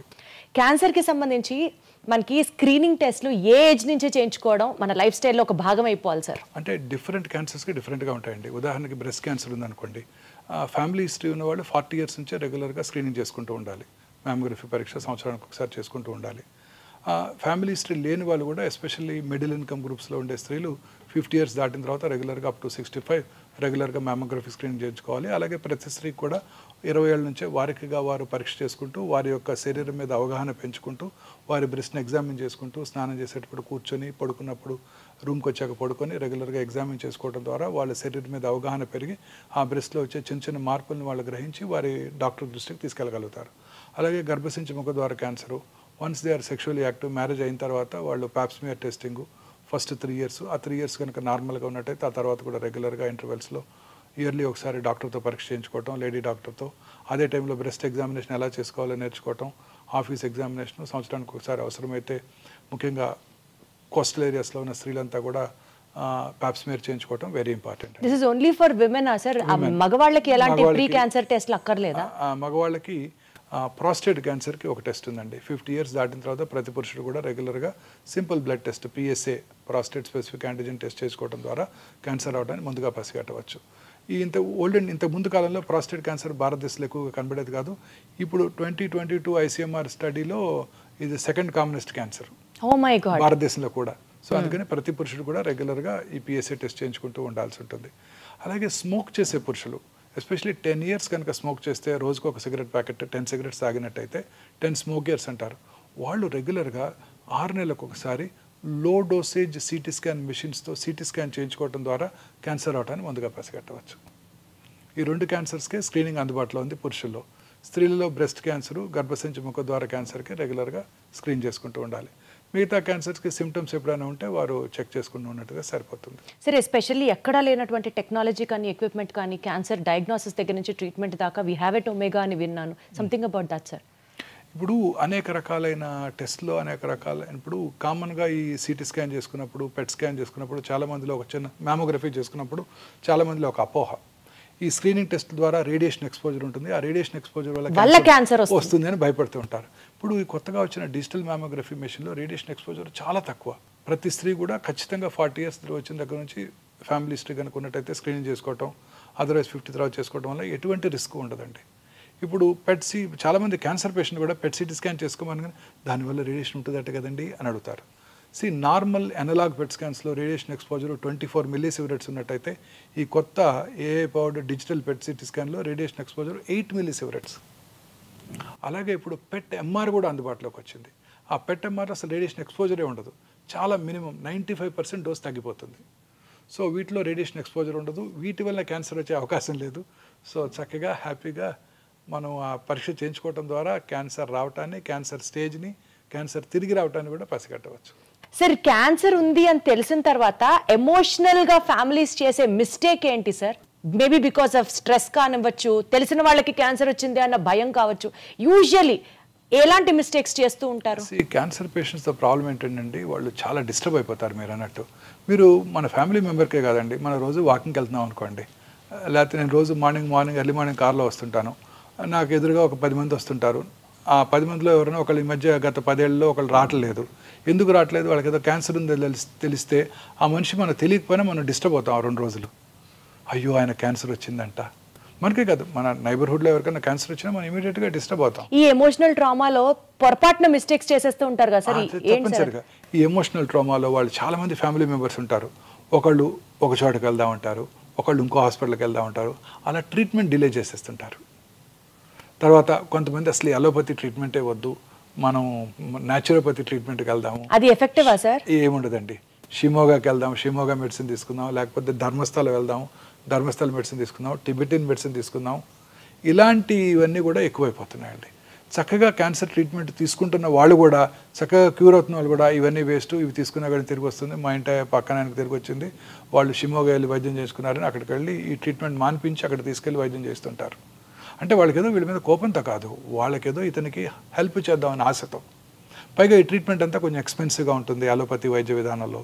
సో వాళ్ళు తట్టుకోలేరు, పేదవాడు కదా, ఇతని షిమ్మగా తీసుకెళ్తే అక్కడ తక్కువ ఖర్చులో వైద్యం అయిపోతుంది అని అక్కడికి వెళ్తూ ఉంటారు. ఇది ఖచ్చితంగా డెఫినెట్గా క్యాన్సర్ క్యూర్ అయ్యే అవకాశాలు బాగా తగ్గిపోతాయండి. సో క్యాన్సర్ ట్రీట్మెంట్లో బ్రేక్ రావటం, క్యాన్సర్ ట్రీట్మెంట్ని నిలిపివేసి ఇతరత్ర ఆల్టర్నేటివ్ ట్రీట్మెంట్ స్టార్ట్ చేయడం, ముఖ్యంగా ఇండియాలో ఫినాన్షియల్ ప్రాబ్లమ్స్ ఏనండి. వేరే ఆల్టర్నేటివ్ మోడ్స్ ఆఫ్ ట్రీట్మెంట్ కోసం డిపెండ్ అవుతున్నారు. Financial problems. ఇది ఎక్స్పెన్సివ్గా ఉంటుందని ఒక అపోహ కూడా ఉంది. అన్ని క్యాన్సర్ ట్రీట్మెంట్స్ ఎక్స్పెన్సివ్గా ఉండవు. ఎక్స్పెన్సివ్ ట్రీట్మెంట్ అందుబాటులో ఉంటుంది, చీపర్ ట్రీట్మెంట్స్ అందుబాటులో ఉంటాయి. మీరు కారు కొనుక్కోవాలంటే అందరూ 50 లక్షలు పెట్టి బెంజ్ కారు కొనుక్కోకర్లేదు, 2 లక్షలకి మారుతి కారు కూడా లభ్యం అవుతుంది కదా. అర్లీగా డిటెక్ట్ చేసి డాక్టర్ దగ్గరికి రాగలిగితే, డాక్టర్ హెల్ప్ తీసుకుంటే, అర్లీగా కనుక డిటెక్ట్ అయితే తక్కువలోనే అయిపోవచ్చు కదా సార్. సార్ అసలు ఎట్లా తెలుస్తుంది sir science and symptoms of cancer ఏంటి చెప్పండి? అదే మెయిన్ ప్రాబ్లం అండి. Cancer is a silent killer. Symptoms ఏమి కలిగించదు. చాలాసార్లు లేట్ స్టేజ్లోనే సిమ్టమ్స్ వస్తాయి. చిన్న సిమ్టమ్స్ ఉంటాయి, అవి జనరల్గా అందరూ నెగ్లెక్ట్ చేస్తారు. ఏంటి సార్ అలాంటి ఒక 5 to 7 సైన్స్ చెప్పండి. ఉదాహరణ పైనుంచి కిందకి వెళ్దాం. Brain headache, early morning headache వచ్చింది అనుకోండి ఎవరికైనా, అది అశ్రద్ధ చేయకూడదు. ఇంటెన్సిటీ పెరిగిపోతుంది అనుకోండి రెగ్యులర్గా, అశ్రద్ధ చేయకూడదు. పొద్దున్నే 3 గంటలకి హెడేక్తో నిద్రలేగుస్తున్నాం అనుకోండి, అది అశ్రద్ధ చేయకూడదు. హెడేక్తో పాటు వామిటింగు, మెమరీ లాసు, ఫిట్స్ రావడం ఉంటే ఖచ్చితంగా అది బ్రెయిన్ ట్యూమర్ని సూచిస్తుంది. కొన్ని ఫంక్షనల్ అబ్నార్మాలిటీ, సడన్గా జ్ఞాపక శక్తి తగ్గిపోవటం, జ్ఞాపక శక్తి తగ్గిపోవటం, విజన్ డిస్టర్బెన్సెస్ రావటం, ఇవన్నీ కూడా బ్రెయిన్ ట్యూమర్ లక్షణాలు. చిన్న ఎరుపు తెలుపు మిళితమైన ప్యాచెస్ రావటం ఓరల్ క్యావిటీలో, నాలుక మీద కానివ్వండి, బక్కల క్యావిటీలో కానివ్వండి, మానని పుండు, మానని నొప్పి లేని పుండు, నొప్పి లేని పుండు క్రమంగా పెరుగుతోంది మానకుండా, అది క్యాన్సర్ పుండు కావచ్చు. అలాగే బ్లడ్ రావటం, ఎక్కడి నుంచి ఓరల్ క్యావిటీలోంచి కానీ స్వరపేట నుంచి కానీ ఎక్కడి నుంచి బ్లడ్ రావటం, feeling of foreign body sensation థ్రోట్లో, తర్వాత వాయిస్ బొంగురుపోవటం, వెరీ కామన్ సిమ్టమ్ స్వరపేట క్యాన్సర్కి, లంగ్ క్యాన్సర్కి. మానని దగ్గు, చాలామంది నెగ్లెక్ట్ చేస్తారు స్మోకర్స్. లాస్ట్ ఇయర్ కూడా ఇలానే వచ్చింది, అప్పుడు సిటీ స్కాన్ కూడా చేయించారు, నార్మల్గా ఉందంటారు. మానని దగ్గు, తగ్గినప్పుడు ఫ్లెమ్లో బ్లడ్ రావటం, లో గ్రేడ్ చెస్ట్ పెయిన్ రావటం, ఆకలి తగ్గిపోవటం, ఈ 3 వెరీ ఇంపార్టెంట్ సిమ్టమ్స్ అండి. ఆకలి తగ్గటం, తినాలని పెంచిపోవటం, బ్రేక్ఫాస్ట్ టేబుల్ దగ్గరికి వెళ్ళటం, తినకుండా వెనక్కి రావటం, లేకపోతే 2 ఇడ్లీ తినగానే 1 ఇడ్లీ తినగానే పొట్ట ఫుల్ అయినట్టు ఉండటం, ఇవి అలాగే లో గ్రేడ్ ఫీవరు, కొంచెం అలసటగా ఉండటం, ఇవన్నీ ఎప్పుడు కూడా అశ్రద్ధ చేయకూడదు. అలాగే మింగుతున్నప్పుడు ఫుడ్ అడ్డం పట్టడం, ముందు సాలిడ్స్ అడ్డం పట్టడం, తర్వాత లిక్విడ్స్ కూడా అడ్డం పట్టడం, తర్వాత స్టమక్ క్యాన్సరు, సౌత్ ఇండియన్ మెన్లో కామనెస్ట్ క్యాన్సరు, కొంచెం ఫుడ్ తినగానే పొట్ట ఫుల్ అయిపోయినట్టు ఉండటం, రోజు బ్రేక్ఫాస్ట్కి 4 ఇడ్లీలు తింటాం, ఇప్పుడు 1-2 తినగానే పొట్ట ఫుల్ అయిపోతుంది, నాకేదో గ్యాస్ ఉంది, గ్యాస్ పట్టేసింది అనుకుంటారు తప్ప క్యాన్సర్ ఉందని ఎవరు అనుకోరు. వామిటింగ్ రావటం, బెల్చింగ్స్ ఎక్కువగా రావటం, అన్డైజెస్టెడ్ ఫుడ్ ఉన్నప్పుడు ఆ బెల్చింగ్, ఫౌల్ స్మెల్లింగ్ బెల్చింగ్ రావటం, ఆ తర్వాత వామిటింగ్ రావటం, వామిటస్లో రక్తం పట్టడం, వెయిట్ తగ్గిపోవటం, ఇవన్నీ కూడా గ్యాస్ట్రిక్ క్యాన్సర్ లక్షణాలు. మలమూత్ర విసర్జన అలవాట్లో మార్పు రావటం, మోషన్లో బ్లడ్ పట్టడం, రకరకాలుగా చాలాసార్లుగా మోషన్ పాస్ చేయటం, మోషన్లో గమ్ లాంటి వైటిష్ మెటీరియల్ రావటం, బ్లడ్ రావటం, యూరిన్లో బ్లడ్ పట్టడం, ఇంటర్మెన్స్ట్రల్ బ్లీడింగ్, పీరియడ్స్ కాని టైంలో బ్లడ్ రావటం, పోస్ట్ కాయిటల్ బ్లీడింగ్ ఉండటం, లో గ్రేడ్ లోవర్ అబ్డామినల్ పెయిన్, గర్భసంచి ముఖద్వార క్యాన్సర్ లక్షణాలు. బాడీలో ఎక్కడైనా ఏదైనా లంపు క్రమం తప్పకుండా పెరిగిపోవటం, నొప్పి లేకుండా ఉండటం, పుట్టుమచ్చలు ఎస్పెషల్లీ పుట్టుమచ్చలో సైజు ర్యాపిడ్గా పెరగటం, ఫ్లేక్స్గా పెల్సులుగా ఊడిపోవటం, కలర్ మారటం, ఇర్రెగ్యులర్గా తయారవటం, పుట్టుమచ్చ నుంచి పుండు పట్టడం, బ్లడ్ రావటం, ఇవన్నీ కూడా పుట్టుమచ్చలు క్యాన్సర్గా మారుతున్నాయని మనం గ్రహించాలన్నమాట. మీరు చెప్పిన ఈ కామన్ సిమ్టమ్స్ యూజువల్లీ అవాయిడ్ చేసేవే సార్. కొంచెం అరక్కపోయినా ఈ రోజు అరగలేదులే అనుకుంటాం, కానీ అమ్మో ఇక్కడ ఏదో ఉంది అని అయితే నెగ్లెక్ట్ చేస్తాం. లూజ్ మోషన్స్ అవుతాయి, కాన్స్టిపేషన్ వస్తుంది, లాస్ట్ వీక్ వెళ్ళి బావర్చీలో తిన్నాం అందువల్లనే వస్తుంది, ఆమె వీక్ డిసెంట్రీ అనుకుంటారే తప్ప క్యాన్సర్ ఉందని అనుకోరు. బ్లీడింగ్ అవ్వగానే హెమరాయిడ్స్, పైల్స్ లాస్ట్ ఇయర్ కూడా ఎలా ఉన్నాయో కొన్నిసార్లు తగ్గిపోతుంది అనుకుంటారే తప్ప అశ్రద్ధ చేస్తారు. అశ్రద్ధ చేసినా మాక్సిమం సార్ 1-2 డేస్ చూసి తర్వాత ఇమ్మీడియట్గా డాక్టర్ దగ్గరికి వచ్చేయడమే కదా. ఎనీ సిమ్టమ్ అండి పర్సిస్టెంట్గా ఉన్నట్టయితే, బ్లీడింగ్ అవుతూనే ఉంది గత వారం రోజులుగా 15 రోజులుగా అంటే అశ్రద్ధ చేయకూడదు. హెమరాయిడ్స్ ఉన్నాయి అనుకోకూడదు. ఒకవేళ వెళ్ళి డాక్టర్ చూపించుకొని హెమరాయిడ్స్ ఉన్నా ఆ హెమరాయిడ్స్కి ట్రీట్మెంట్ తీసుకోవాలి. ట్రీట్మెంట్ తీసుకున్నాక బ్లీడింగ్ ఆగిపోవాలి. చాలాసార్లు హెమరాయిడ్స్ ఉంటాయి, దానిపైన ఒక 5 సెంటీమీటర్ల దూరంగా క్యాన్సర్ కూడా ఉంటుంది. హెమరాయిడ్స్కి సర్జరీ చేయించుకుంటారు, అది మిస్ అవుతారు కూడా. సార్ ఇప్పుడు క్వశ్చన్ ఏంటంటే, క్యాన్సర్ రాకుండా ఉంటే మనం ఏం చేయాలి సార్? మానసికంగా ప్రశాంతంగా ఉండాలి, సంతోషంగా ఉండాలి, రిఫైన్డ్ ఫుడ్స్ ఎక్కువగా తీసుకోకుండా ఫ్రెష్ ఫ్రూట్స్, వెజిటబుల్స్, గ్రీన్స్ రెగ్యులర్గా తీసుకుంటూ, రెగ్యులర్గా సన్ బేదింగ్, సూర్యరశ్మికి ఎక్స్పోజ్ అవుతూ, రెగ్యులర్గా ఎక్సర్సైజ్ చేస్తూ, లీన్ బాడీ మాస్ మెయింటైన్ చేస్తూ, దూరాలవాట్లకు దూరంగా ఉంటూ, ప్రాసెస్డ్ ఫుడ్స్కి, జంక్ ఫుడ్స్కి దూరంగా ఉంటూ, ప్రశాంతంగా సంతోషంగా నిద్రపోయినట్టయితే క్యాన్సర్ నుంచి దూరంగా ఉండవచ్చు. సార్ వారానికి 7 రోజులు 7 అలవాట్లు చెప్పండి సార్ మీరు, సో దట్ రోజుకి ఒక అలవాటు చేసుకున్నా ఆ మొత్తం వారం అదే అలవాట్లు ప్రాక్టీస్ చేస్తూ మన లైఫ్ స్టైల్గా మార్చుకుంటే క్యాన్సర్ని మనం ప్రివెంట్ చేయొచ్చు అంటే ఏం చెప్తారు సార్? ఇప్పుడు చెప్పిన అన్ని ఎవ్రీ డే 1 కొత్త హ్యాబిట్ నేర్చేసుకోవటమే. Wonderful sir. సార్ ఆడియన్స్కి ఒక piece of advice from your end, క్యాన్సర్ని దూరంగా పెట్టడానికి కావచ్చు, క్యాన్సర్ మీద అవగాహన రావడానికి కావచ్చు, మీరు ఇచ్చే సలహా ఏంటి సార్? ఏ చిన్న సిమ్టమ్స్ని కూడా అశ్రద్ధ చేయొద్దు. మన బాడీలో వచ్చే ప్రతి మార్పుని గమనించండి. మీ దగ్గరలో ఉన్న మీ ఫ్యామిలీ ఫిజిషియన్ కలవండి, ఆంకాలజిస్ట్ని కలవాల్సిన అవసరం లేదు. మీ ఫ్యామిలీ ఫిజిషియన్ దాన్ని కరెక్ట్గా ఐడెంటిఫై చేసి అది రిపీటెడ్గా వస్తున్నట్టయితే వారే ఆంకాలజిస్ట్కి రిఫర్ చేస్తారనమాట. ప్రశాంతంగా ఉండండి, మానసికంగా ధైర్యంగా ఉండండి, మంచి ప్రాపర్ ఫుడ్ తీసుకుంటూ, ఫ్రెష్ ఫ్రూట్స్, వెజిటబుల్స్ రెగ్యులర్గా తీసుకుంటూ, రెడ్ మీట్, ప్రాసెస్డ్ ఫుడ్స్ తక్కువగా తీసుకుంటూ, ఫ్యాటీ ఫుడ్స్, బయట దొరికే ఫుడ్స్ తక్కువగా తీసుకుంటూ, రెగ్యులర్గా ఎక్సర్సైజ్ చేస్తూ, ముఖ్యంగా సన్లైట్కి ఎక్స్పోజ్ అవుతూ, లీన్ బాడీ మాస్ మెయింటైన్ చేయండి. దూరాల వాటికి ఖచ్చితంగా దూరంగా ఉండండి. సార్ అసలు ప్రశాంతంగా ఉండండి అని ఇంత ప్రశాంతంగా చెప్తున్నారు కదా సార్. మీకంటే డెఫినెట్లీ వర్క్ ఈజ్ వర్షిప్ అనుకుంటారు కాబట్టి ఇక్కడికి వస్తారు, హాస్పిటల్లో ఉంటారు, మీకు అదే ప్రశాంతత అనుకున్నాను అన్ని బాధలు మర్చిపోతాను. అన్ని బాధలు రోజుకి 18 hours పని చేస్తాను, అన్ని బాధలు మర్చిపోతాను సార్. కానీ మీరు హ్యాపీగా ఉండడానికి డెఫినెట్లీ మీ ఫ్యామిలీ సపోర్ట్ కూడా ఎంతో కొంత ఉంటుంది కదా sir. All of them they great support అండి. మీ ఫ్యామిలీ గురించి చెప్పండి sir. My wife she is always here only. నాకు లంచ్ తీసుకొని వస్తారు, అదే మీ హ్యాపీనెస్ కి కారణమా సార్? నాతోనే ఉంటారు ఖచ్చితంగా, రోజంతా ఈవినింగ్ వరకు ఉంటారు. మళ్ళీ డిన్నర్ టైం వరకు డిన్నర్ చేసుకున్నాక వెళ్ళిపోతాం. ప్రశాంతంగా ఉంటాం, అసలు ఏ ప్రాబ్లమ్స్ లేవండి, చీకు చింత లేకుండా ఉంటాం. చాలా సార్లు అదే పాయింట్ ఎంఫసైజ్ చేస్తున్నారు కానీ చాలా హ్యాపీగా ఉంది సార్. సార్ ఫైనల్గా ఒక్క మాట చెప్పండి సార్, మీ డ్రీమ్ ఏంటి sir? I achieved everything whatever I wanted. I don't have any more dreams. I'm happy, హెల్దీగా ఉంటే చాలు. ఒక చిన్న పీడియాట్రిక్ హాస్పిటల్ కట్టాలని ఒక కోరిక ఉంది. అంటే పిల్లల్లో వచ్చే క్యాన్సర్స్ ఇందాక మనం డిస్కస్ చేసాం, క్యూర్ అయిపోతాయి. సో చాలామంది పిల్లలకి ట్రీట్మెంట్ అందకుండా ఉంటుంది. ఒక హాస్పిటల్ కట్టి ఆ హాస్పిటల్లో డాక్టర్ ఛార్జెస్ ఉండవు, ట్రీట్మెంట్కి మనం ఇచ్చే ఛార్జెస్ ఉండవు, ఇన్వెస్టిగేషన్ ఛార్జెస్ ఉండవు, బెడ్ ఛార్జెస్ ఉండవు. ఓన్లీ మెడిసిన్స్కి మాత్రమే ఛార్జ్ చేస్తాం. అది మెడిసిన్స్ కూడా ప్రిఫరబుల్లీ ఏదో కంపెనీ ద్వారా తెప్పించుకోవడం. చాలామంది డొనేట్ చేయడానికి రెడీగా ఉన్నారు. అలాగే ఆయుష్మాన్ భారత్, ఆరోగ్యశ్రీ ద్వారా ఆ మెడిసిన్స్ తెప్పించుకొని మనం ఫ్రీగా ట్రీట్మెంట్ ఇవ్వగలగాలి. ఇది ఒక హాస్పిటల్ క్రియేట్ చేయాలని నాకు ఒక కోరిక ఉందండి. ఖచ్చితంగా 1-2 yearsలో చేసేయగలుగుతాను. అది తదాస్తు సార్, మీరు చేయగలరు, మీరు మాత్రమే చేయగలరు అని ఎందుకంటే వాళ్ళకి కనుక ట్రీట్ చేసామంటే వాళ్ళు నెక్స్ట్ 50-60 years బతికేస్తారు హ్యాపీగా, మనం గుర్తుపెట్టుకుంటారు. ట్రీట్ చేసాము, అతను బ్రతికాడు, ఆ పిల్లవాడు బ్రతికి పెద్ద డాక్టర్ అయ్యాడో లేకపోతే పెద్ద ఇంజనీర్ అయ్యాడోనే మనకి సంతృప్తిగా కూడా ఉంటుంది. పిల్లలకి ట్రీట్మెంట్ ఇస్తే చాలా హ్యాపీగా ఉంటుంది అనమాట. సో ఇది ఒక్కటి చేయాలని నా కోరిక అండి, ఖచ్చితంగా చేస్తాను. ఖచ్చితంగా చేస్తారు సార్. ఆ దేవుడు మీకు మొత్తం పవర్ ఇవ్వాలి to achieve all your dreams అని. Any kid walking into this hospital should get free treatment. ఇది ఒకటే కోరిక. అద్భుతం సార్. సార్ ఆ దేవుడు మీకు మొత్తం పవర్ ఇచ్చి మీరు అనుకున్న డ్రీమ్ అది నెరవేర్చి చాలా మంది చిన్నారుల్లో క్యాన్సర్ని నివారించడం, అరికట్టడం, వాళ్ళ యొక్క ఫ్యూచర్ లైఫ్ స్ట్రాంగ్గా ఉండాలని ఆ శక్తి దేవుడు మీకు ఇవ్వాలని మనస్ఫూర్తిగా కోరుకుంటున్నాం sir. Thank you so much sir. One of the interviews which enlightened me so much on this subject is thank you so much sir for that. Thank you, madam. And for more videos, please subscribe to iDream. Please subscribe to iDream. Please subscribe iDream. And please subscribe to iDream. For more videos, subscribe to iDream. please like, share and subscribe to the channel. Congratulations, iDream. Subscribe to iDream. Subscribe to iDream. So subscribe to iDream Media. iDream ki iDream team andarki huge congratulations. Please subscribe iDream Media. Please subscribe to iDream. Subscribe iDream. Please subscribe to iDream.